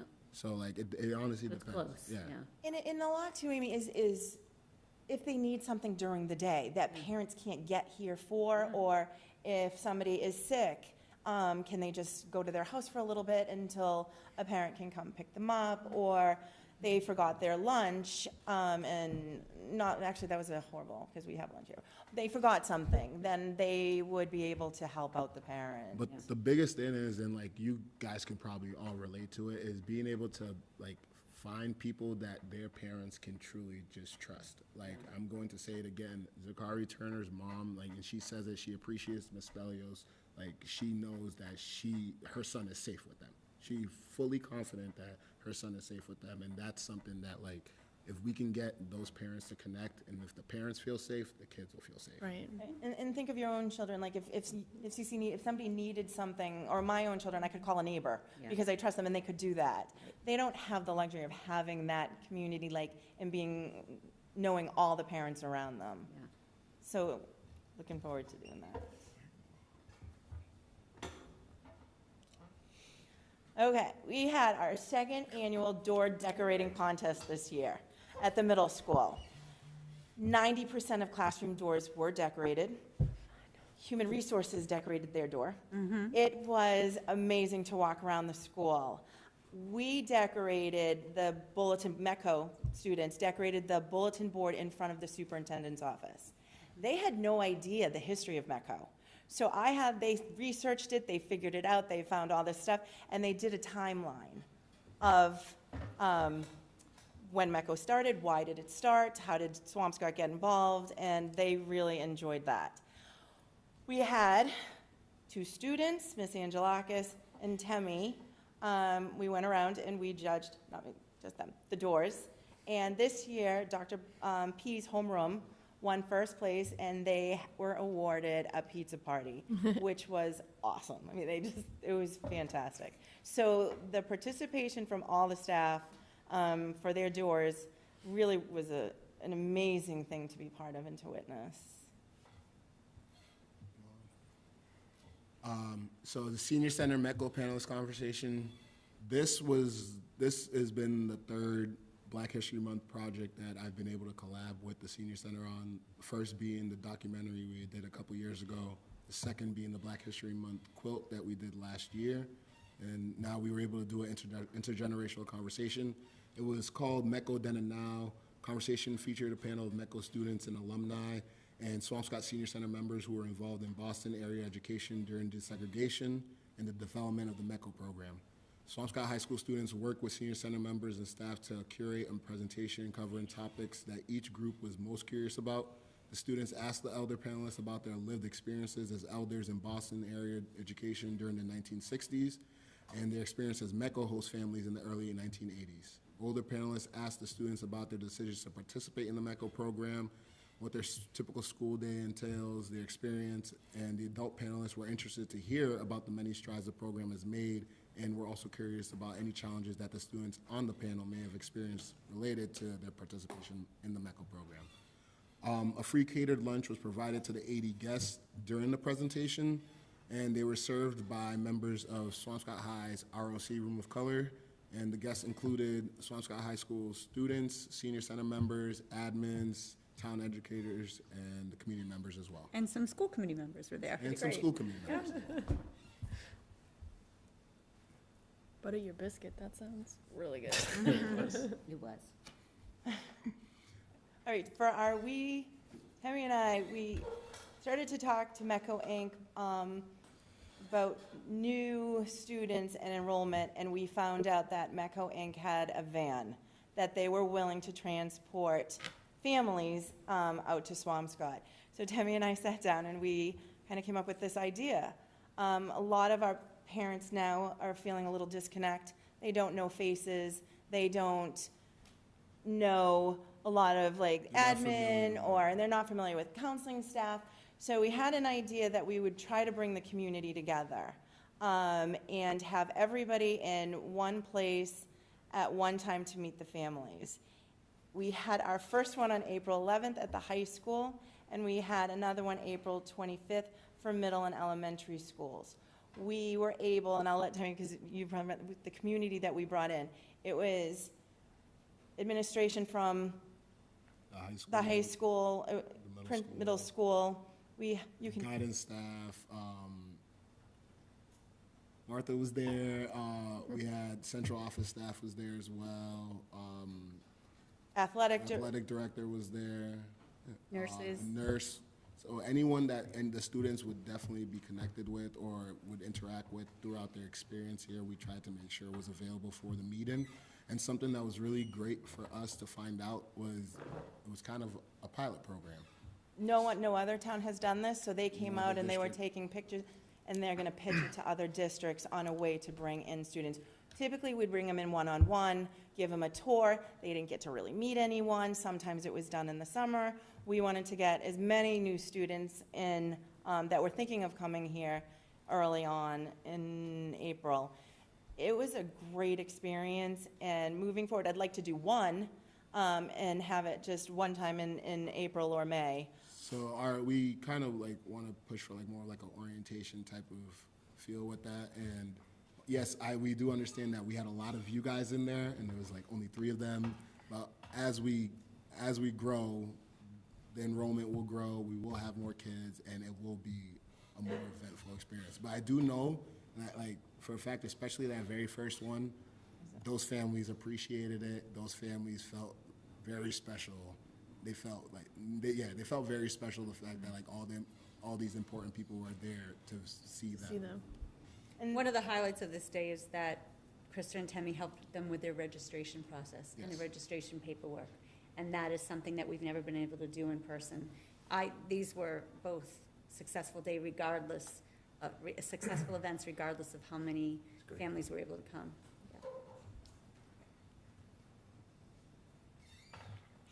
Heritage Festival.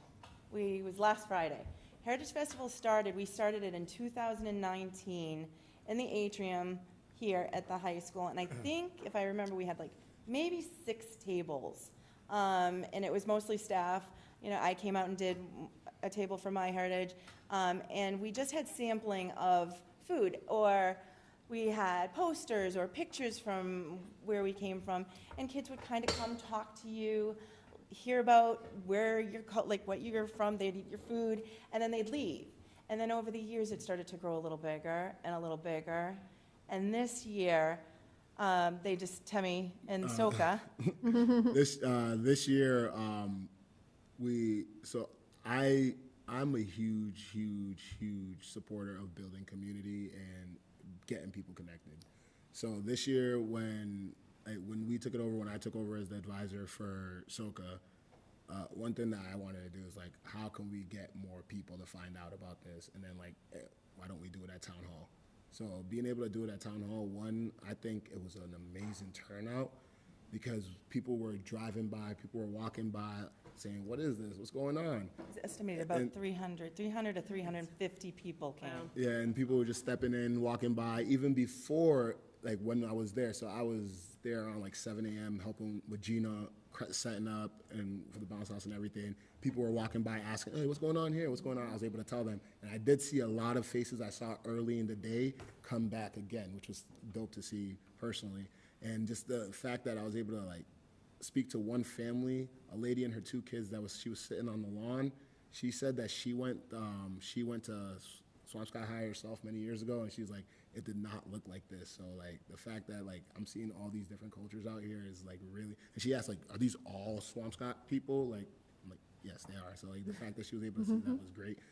We had about 23 different tables, which was amazing, from different countries. So we split them up between the regions, from European countries to South American countries, Asian countries, and honestly, it was great to see.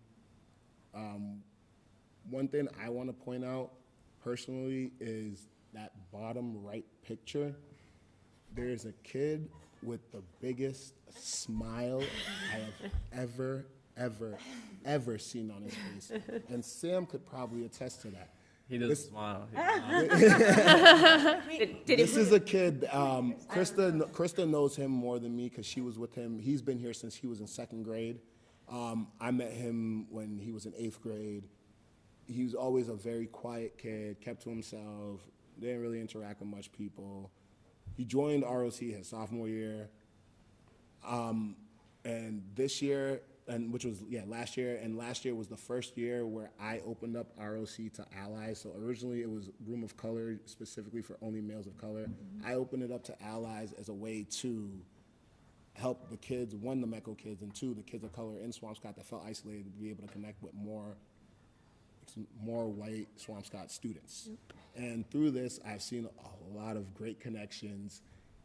This kid in particular, who was always on the 2:45 bus home, was staying out here. He has a host family out here now as well. he spends a lot of time, and like honestly, like when Krista showed me this picture, the first thing I noticed is, wow, I've never seen Charles smile that much. And I want to say too, we had gift baskets that were donated for raffle, and the dunk tank was there for a fundraiser for SOCA to make money to put back into the Heritage Festival for next year. We made about. No, I did, my orthopedic would not let my. So I want to see that document. People that did go in the dunk tank were Mr. Moran, me, Coach Bush, Emily McDonald, who is a high school psychologist, Miss Greenway, who's a high school science teacher, Megan, the high school nurse, Mr. Beckett, high school math teacher, as well as the town administrator, Scott Fitzgerald.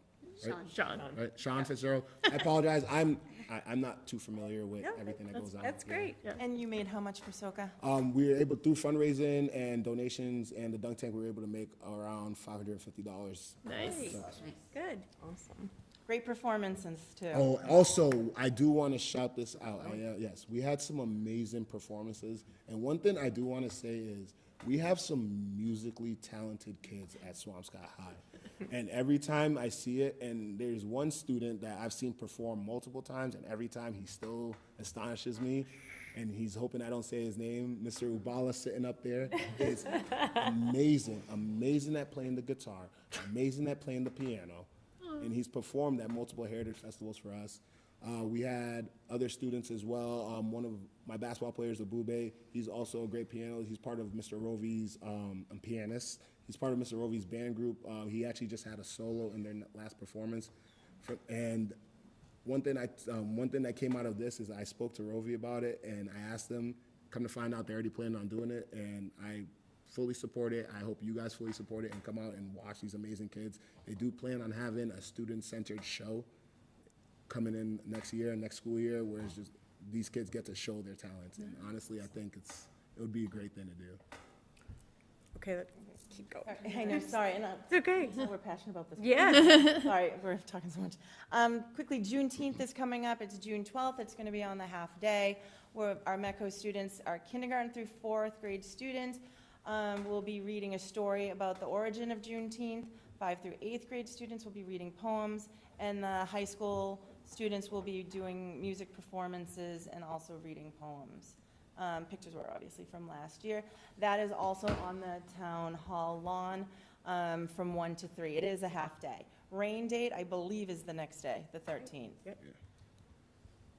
You go next. 1 to 3 year goals. So we have a lot of goals. I'm just going to list off a couple of them through. So one of our academic goals I've already mentioned is increasing proficiency in core subjects as math, English, and science. So we do plan to target that by acquiring a tutor who's proficient in those subjects. I also want to say that I know teachers stay 1 day a week for after-school help. I would like to maybe talk to them or have Mr. Kalishman talk to them about possibly picking their after-school days to kind of correlate with the tutorial days, especially for math and ELA. So if a math could stay 1 day on a Monday and ELA could stay on Wednesday, that would help, so that way our students can go up, check in with them, get the extra help, especially in those two areas. And then social studies and science would be focused on during advisory. And we plan on doing the same thing up at the high school as well. And it would be a great way to kill two birds with one stone, because I personally open tutorial up at the high school to Swampscott students as well. So if they are staying out there and some of their students who aren't METCO students need help, you could use that resource as well. Social emotional development. We hope to foster a supportive, inclusive school environment through peer mentorship programs, such as the ones that the boys at ROC plan to initiate next year, and diversity awareness initiatives. Provide opportunities for students to engage in extracurricular activities and promote teamwork, leadership, and cultural appreciation. And hopefully, through more discussion with DESE, we plan to possibly acquire someone to fill in the role that Ms. S had last year as well, which I think was a huge, huge benefit to the That's that social work piece we were talking about.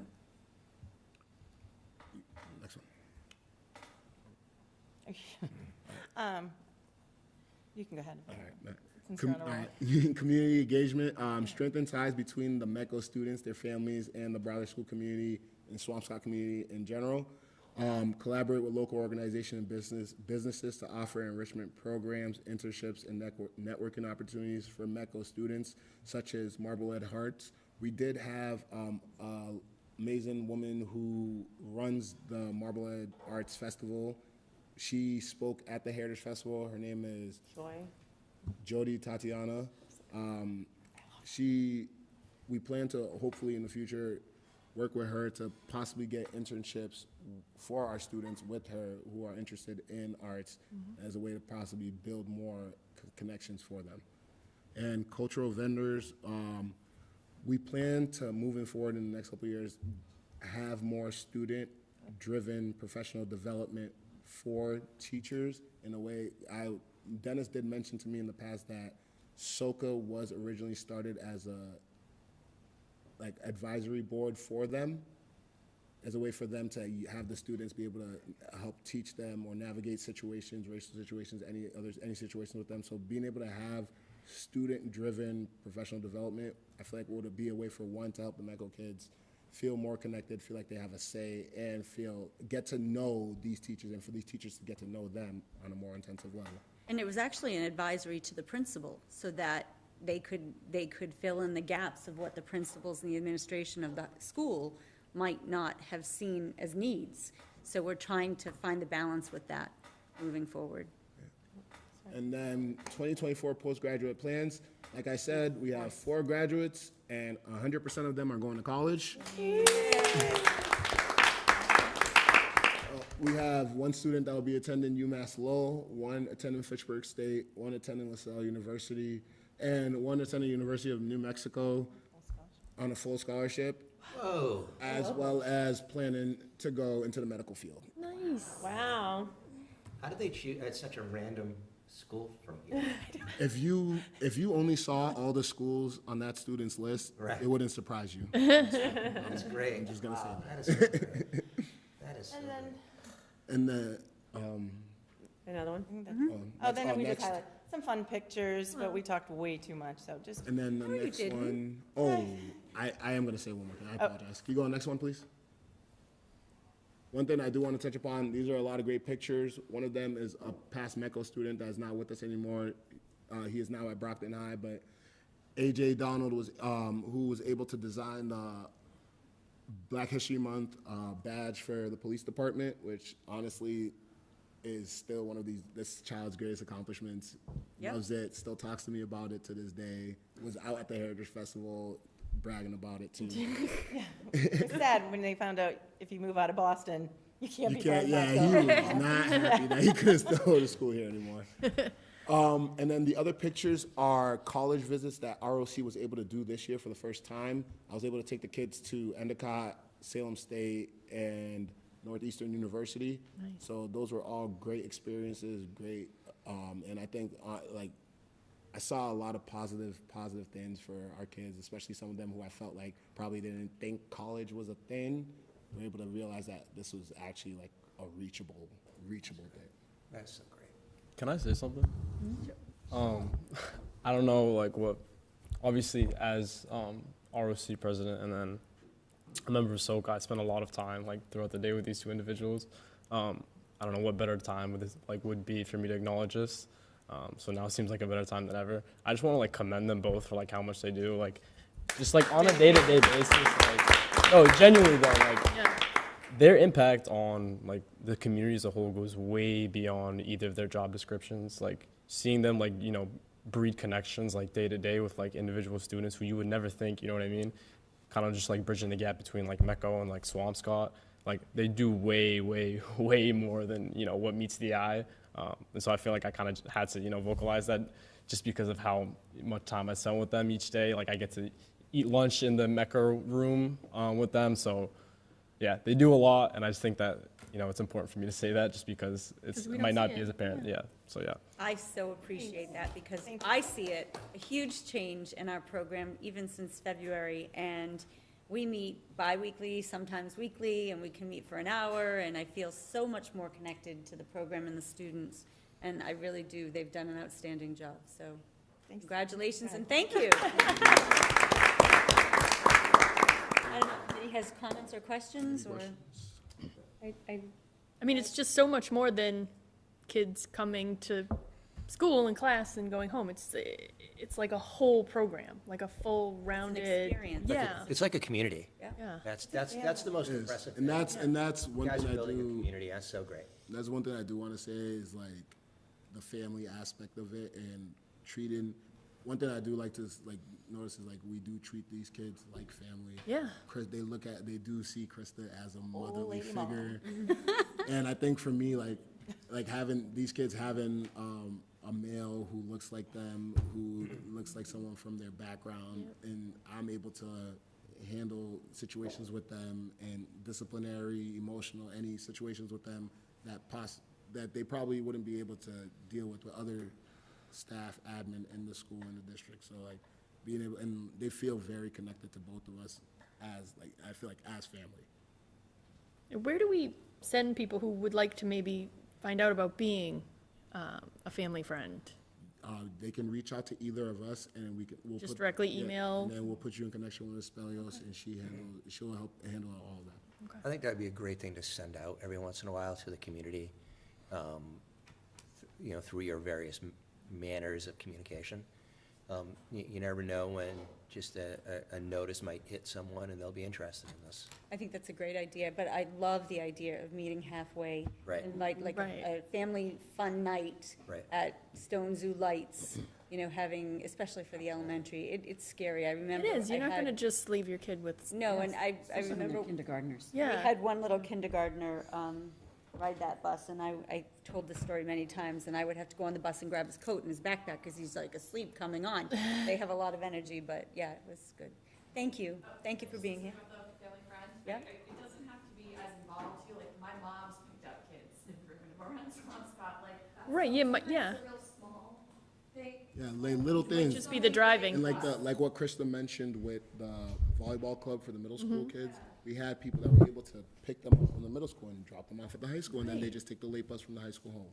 Yeah, I think that's a great point, because I think that's the part that really was a highlight for me, just hearing that family friend program and hearing that there's different ways to engage, as part of that communication. Maybe, that would be important to highlight. It's like, well, Like it doesn't have to be. I don't have an it extra has to room, but I can stay drive someone at around. our house. Yeah, It's just Right. home. Any help? Rich has driven kids home from like a truck that they got back home late from. Like little things like that are just what people need. Stuff, people that they are connected with, that they can trust, they'll know their kids are okay. Right. So if I can make a suggestion, I think that there's a little bit of it that happens the night of the athlete, like the new athlete orientation. I know that, especially because of that luncheon, how difficult it is to just get rides, and especially for the kids who are here late.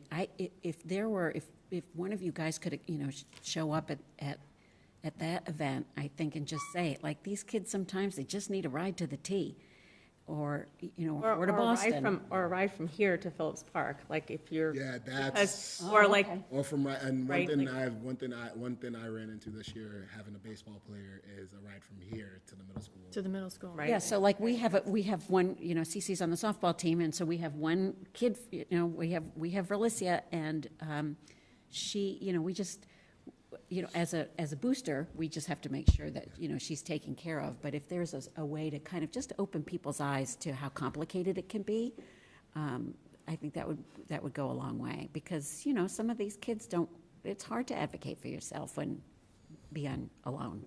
And then for them, it's hard to trust. Yeah. Right. Yeah. Thank you. Thank you. Thank you. And I would like to have our student reps leave for the night. Yes. It's past 8 o'clock. Your bedtime? No. So, thank you. We won't see you till August maybe, or September. I just wanted to say thank you so much for this opportunity. I have learned so much, and it's been such an eye-opening experience. Oh. It goes, same way here. Oh, well, You guys are great. Well said. and I'll be in touch, probably your first meeting will be in September, but Enjoy, I'll be seeing you around summer. school, so I'm not gonna say enjoy your summer. I'll see you. All right, you're dismissed. Thank you. Thank you. Suzanne, just before we move on, I meant to say this during community comment, and I sent this to everybody earlier today. There was a literal 1,000-word story in the Boston Globe about one of our students, senior Max Field, who came back from private school. He's a senior playing varsity lacrosse, and if you have an opportunity, it's an amazing story, a long story, and just a shout out to Max and his family. It was just a really great article. That's all I wanted. Great. And I want to also add that I got to meet somebody face to face for the first time who I didn't recognize because I had never seen her without a face mask, and that was Madison Deal, her older sister, who was our former rep, who was COVID. I know It was all masked. I saw her in an event as well too, and she's like, "Hi," and I'm like, because I was used to seeing. I know, you're Zoom. like, well. I looked at her blankly. I looked at All right, you guys. That was great. Thanks, guys. Thank you. Thank you. The final item on my superintendent's report is the proposed school committee meeting dates. They are in a user-friendly format because the other format isn't website-friendly. So we went with, again, this is just a draft, but it is the second and fourth Thursday unless it's noted because of holidays. I don't know that you want to approve or vote to approve or not, or you just want to look at your calendars, and bring this back on June 13th perhaps, and check your own personal calendars. But this is a draft. I will have it put on the June 13th agenda to revisit. And that concludes my report. School building committee update. MSBA came this week. It was a great visit. We're on track.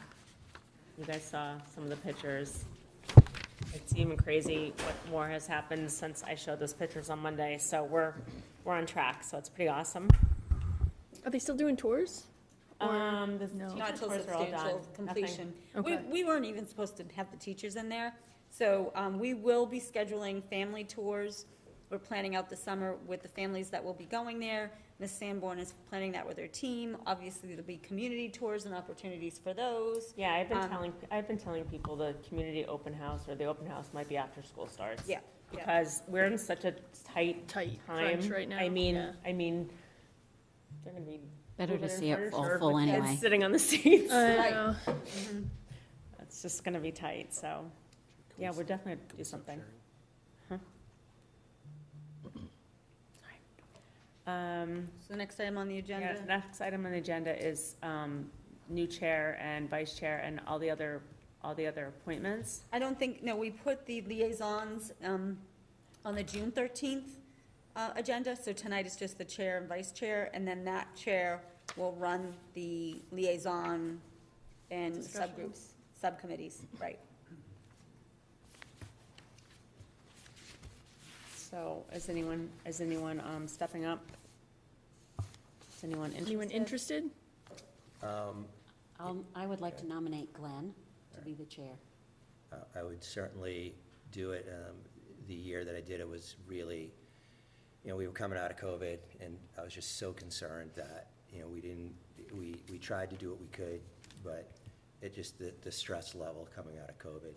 So if everybody so chooses, I'm happy to accept it for a year, sure. Anyone want to throw their hat in the ring for Anybody vice else? chair? Anybody else? I'd like to do vice chair. All right. Any discussion? Anyone else feeling left out? No one else raising their hand? We don't do them together, we do them separate, right? Yeah. So someone want to make a motion to appoint Glenn the chair of the school committee? I will nominate him. I will second. All those in favor? And would someone like to make a motion for Amy to assume the vice chair position? I will make the motion. I'll second.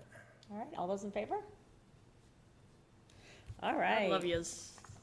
That was easy. Bargaining updates, we did that, right? We are. Before we move on, can I say one thing? It's out of order. It's not part of this. And I would have said it during committee comment, but we were talking about all the other stuff. I just want to say I sent you guys an email And I just want to apologize in person for meeting so many meetings this winter. My work schedule, it was like the perfect storm of never lining up. It's never happened like that, and it was awful. Karen, life is happening to all of us. I know. I couldn't It's make like it work, nuts. and it's almost done, but also June is going to be a nightmare, so I'm apologizing ahead of time that I know. I don't know what to do. I mean, at the end of the day, we're volunteers. Okay. And honestly, now that everything's on video, just watch the video. And I know. I just feel guilty because I haven't been able to participate in some important stuff, and I just don't want to feel like I'm leaving everything to you guys to take care of. So it's almost done for the year. Well, good news is you're working. Yeah, I know. Exactly, right? That beats the There you go. alternative. Yeah. Oh, my God. All right, so, so then the policy, you guys, we had requests for cell phone policy and a bus transportation policy from last meeting that you guys can just talk about what you think or what you want to do. So- Do you want to jump in, or do you want me to jump in, or? So I wasn't at the I'll- last meeting. I'll start. I mean, I've looked both of them over, and, maybe first read tonight, maybe that's a little premature, but I think next time we can do a first read. But I think the cell phone policy in particular needs some strengthening. So, I like where you're going with this, John. Yep. And perhaps so maybe some work on this, and we bring these back for votes at the meeting in August, because I would love them both in place Yeah. for the Yes, next school absolutely. year. I was going to say, is that enough time? That is plenty of time. Okay. This was a draft coming out of the School Advisory Council of the high school, so it's not in the legal language, kind of the legalese. I know, I kind of thought more was coming, and then that. Nope, this is what they came up with from the advisory board. So, in speaking with Ms. Stella regarding the bus policy, again, as long as we vote for these and they're in place for the beginning of the school year, we're fine. So, I think that's a great idea, because I agree with Mr. Giantis that the cell phone policy for sure needs to address, middle and high school, middle school and elementary school too. Well, I think this seems more like school procedures rather than school committee policy. It's like it's the high school policy, Right. as opposed to school committee Right, policy. right. I agree. So makes sense I that. kind of agree with you. And the bus policy, The bus one, I didn't have such a terrible. Yeah, that one reaction to. felt Bus was, further policy along. was drafted based on other districts' policy. Right. I didn't see so many issues with that. I just didn't know if people had a chance to really. yeah, I think there's a few, like, when you look at other policies, it just seemed like there's a couple things that maybe you left out on purpose. I don't know. Well, Like, Ms. Stella will be at the June 13th meeting. Yeah. And she and her team drafted this, so we can certainly ask questions then. So I Yeah. think it makes sense for first read on June 13th. Yeah. Come with Okay. your questions, and I'll have, I don't know that I need Mr. Kohut here. Are you okay? No. from the bus? No, for the cell phone.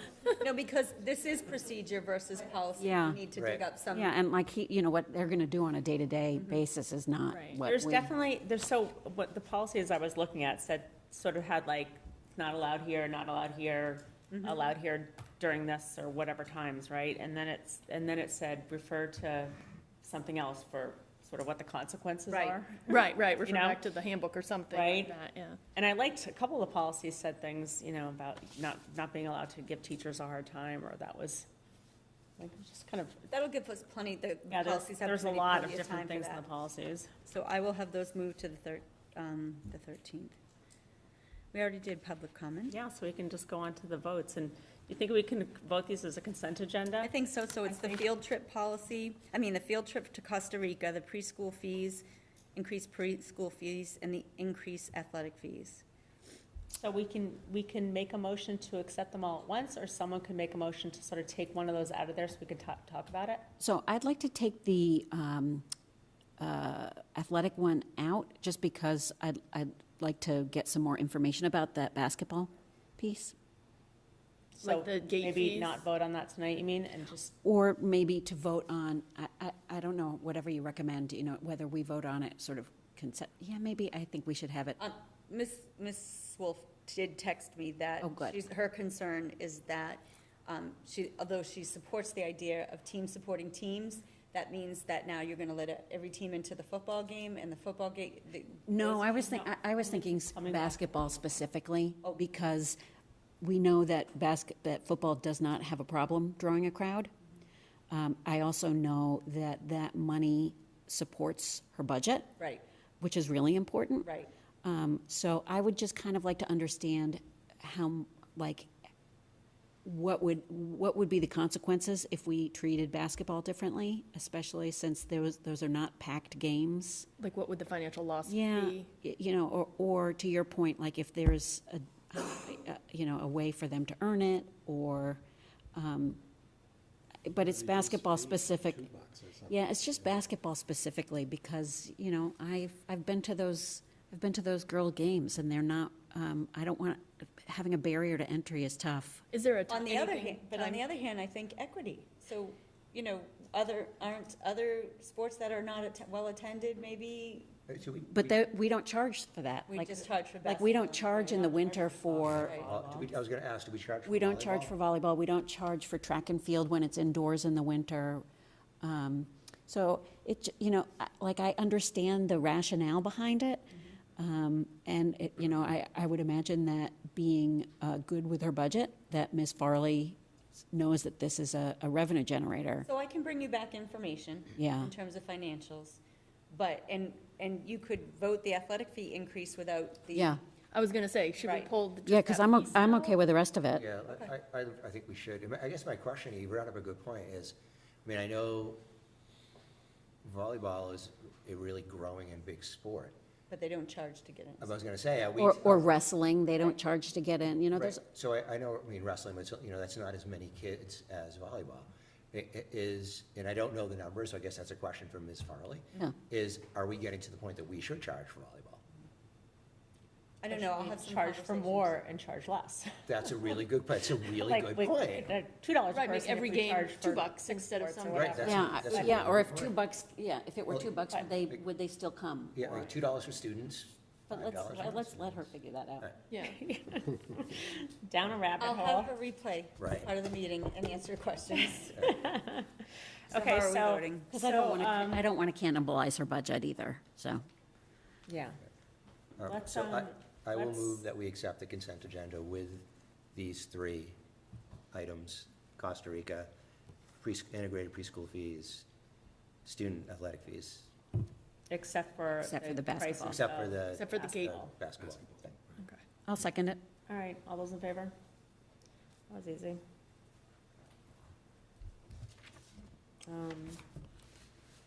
Now we have the regular session minutes. We have to do the ones from a few weeks ago because we didn't have a quorum at the end of last meeting, and then the ones from last meeting.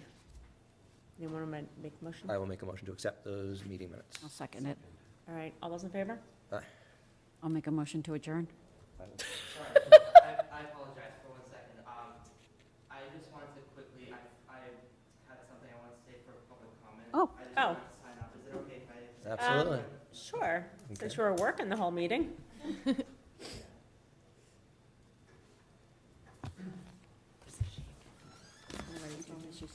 Yeah.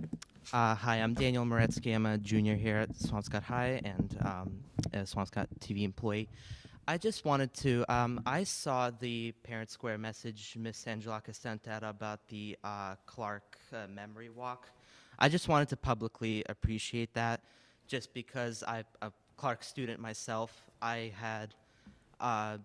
made a lot of memories there, and to remember them to this day, and I will hopefully remember them for the rest of my life.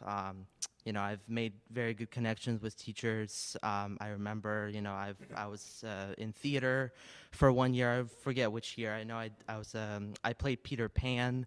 I remember in the play one year. I don't remember which year that was, but I just publicly wanted to appreciate that it is happening, and I'm definitely going to be attending that memory walk. Do you want to remind everyone when it is? It is June 5th from 4 to 7. Yep. Right. Yep. Yeah, So- I think they'll have a lot of good stuff out, right? Yes, Mr. Norkin said, could I spread it wider, because there's a lot of people. I taught for 11 years at Clark. That My kids holds a went very there. special place in my heart, the school. That's great. So not dating myself, I went to elementary school there. Well, do you remember when they used to have the class pictures along I the do. walls? The bell was broken by my friend Dave for years and years one day. And yes, and the principal, Mr. Sherry, was really mad. And that was back in the day when you actually talked to the principal. You were in trouble. Nothing good Yeah. was going to happen. Daniel, thank you for bringing Yeah, that. thank you. Yeah. You know, and then Appreciate that. my son Sam went for many years. The twins went for 1 year. That's great. Thank you. That's really nice of you to remember that. Yeah. Thank you. Thank you. Thanks. Now we can- All right, meeting adjourned. Oh. I'll make a motion to adjourn. Second. All those in favor? Aye.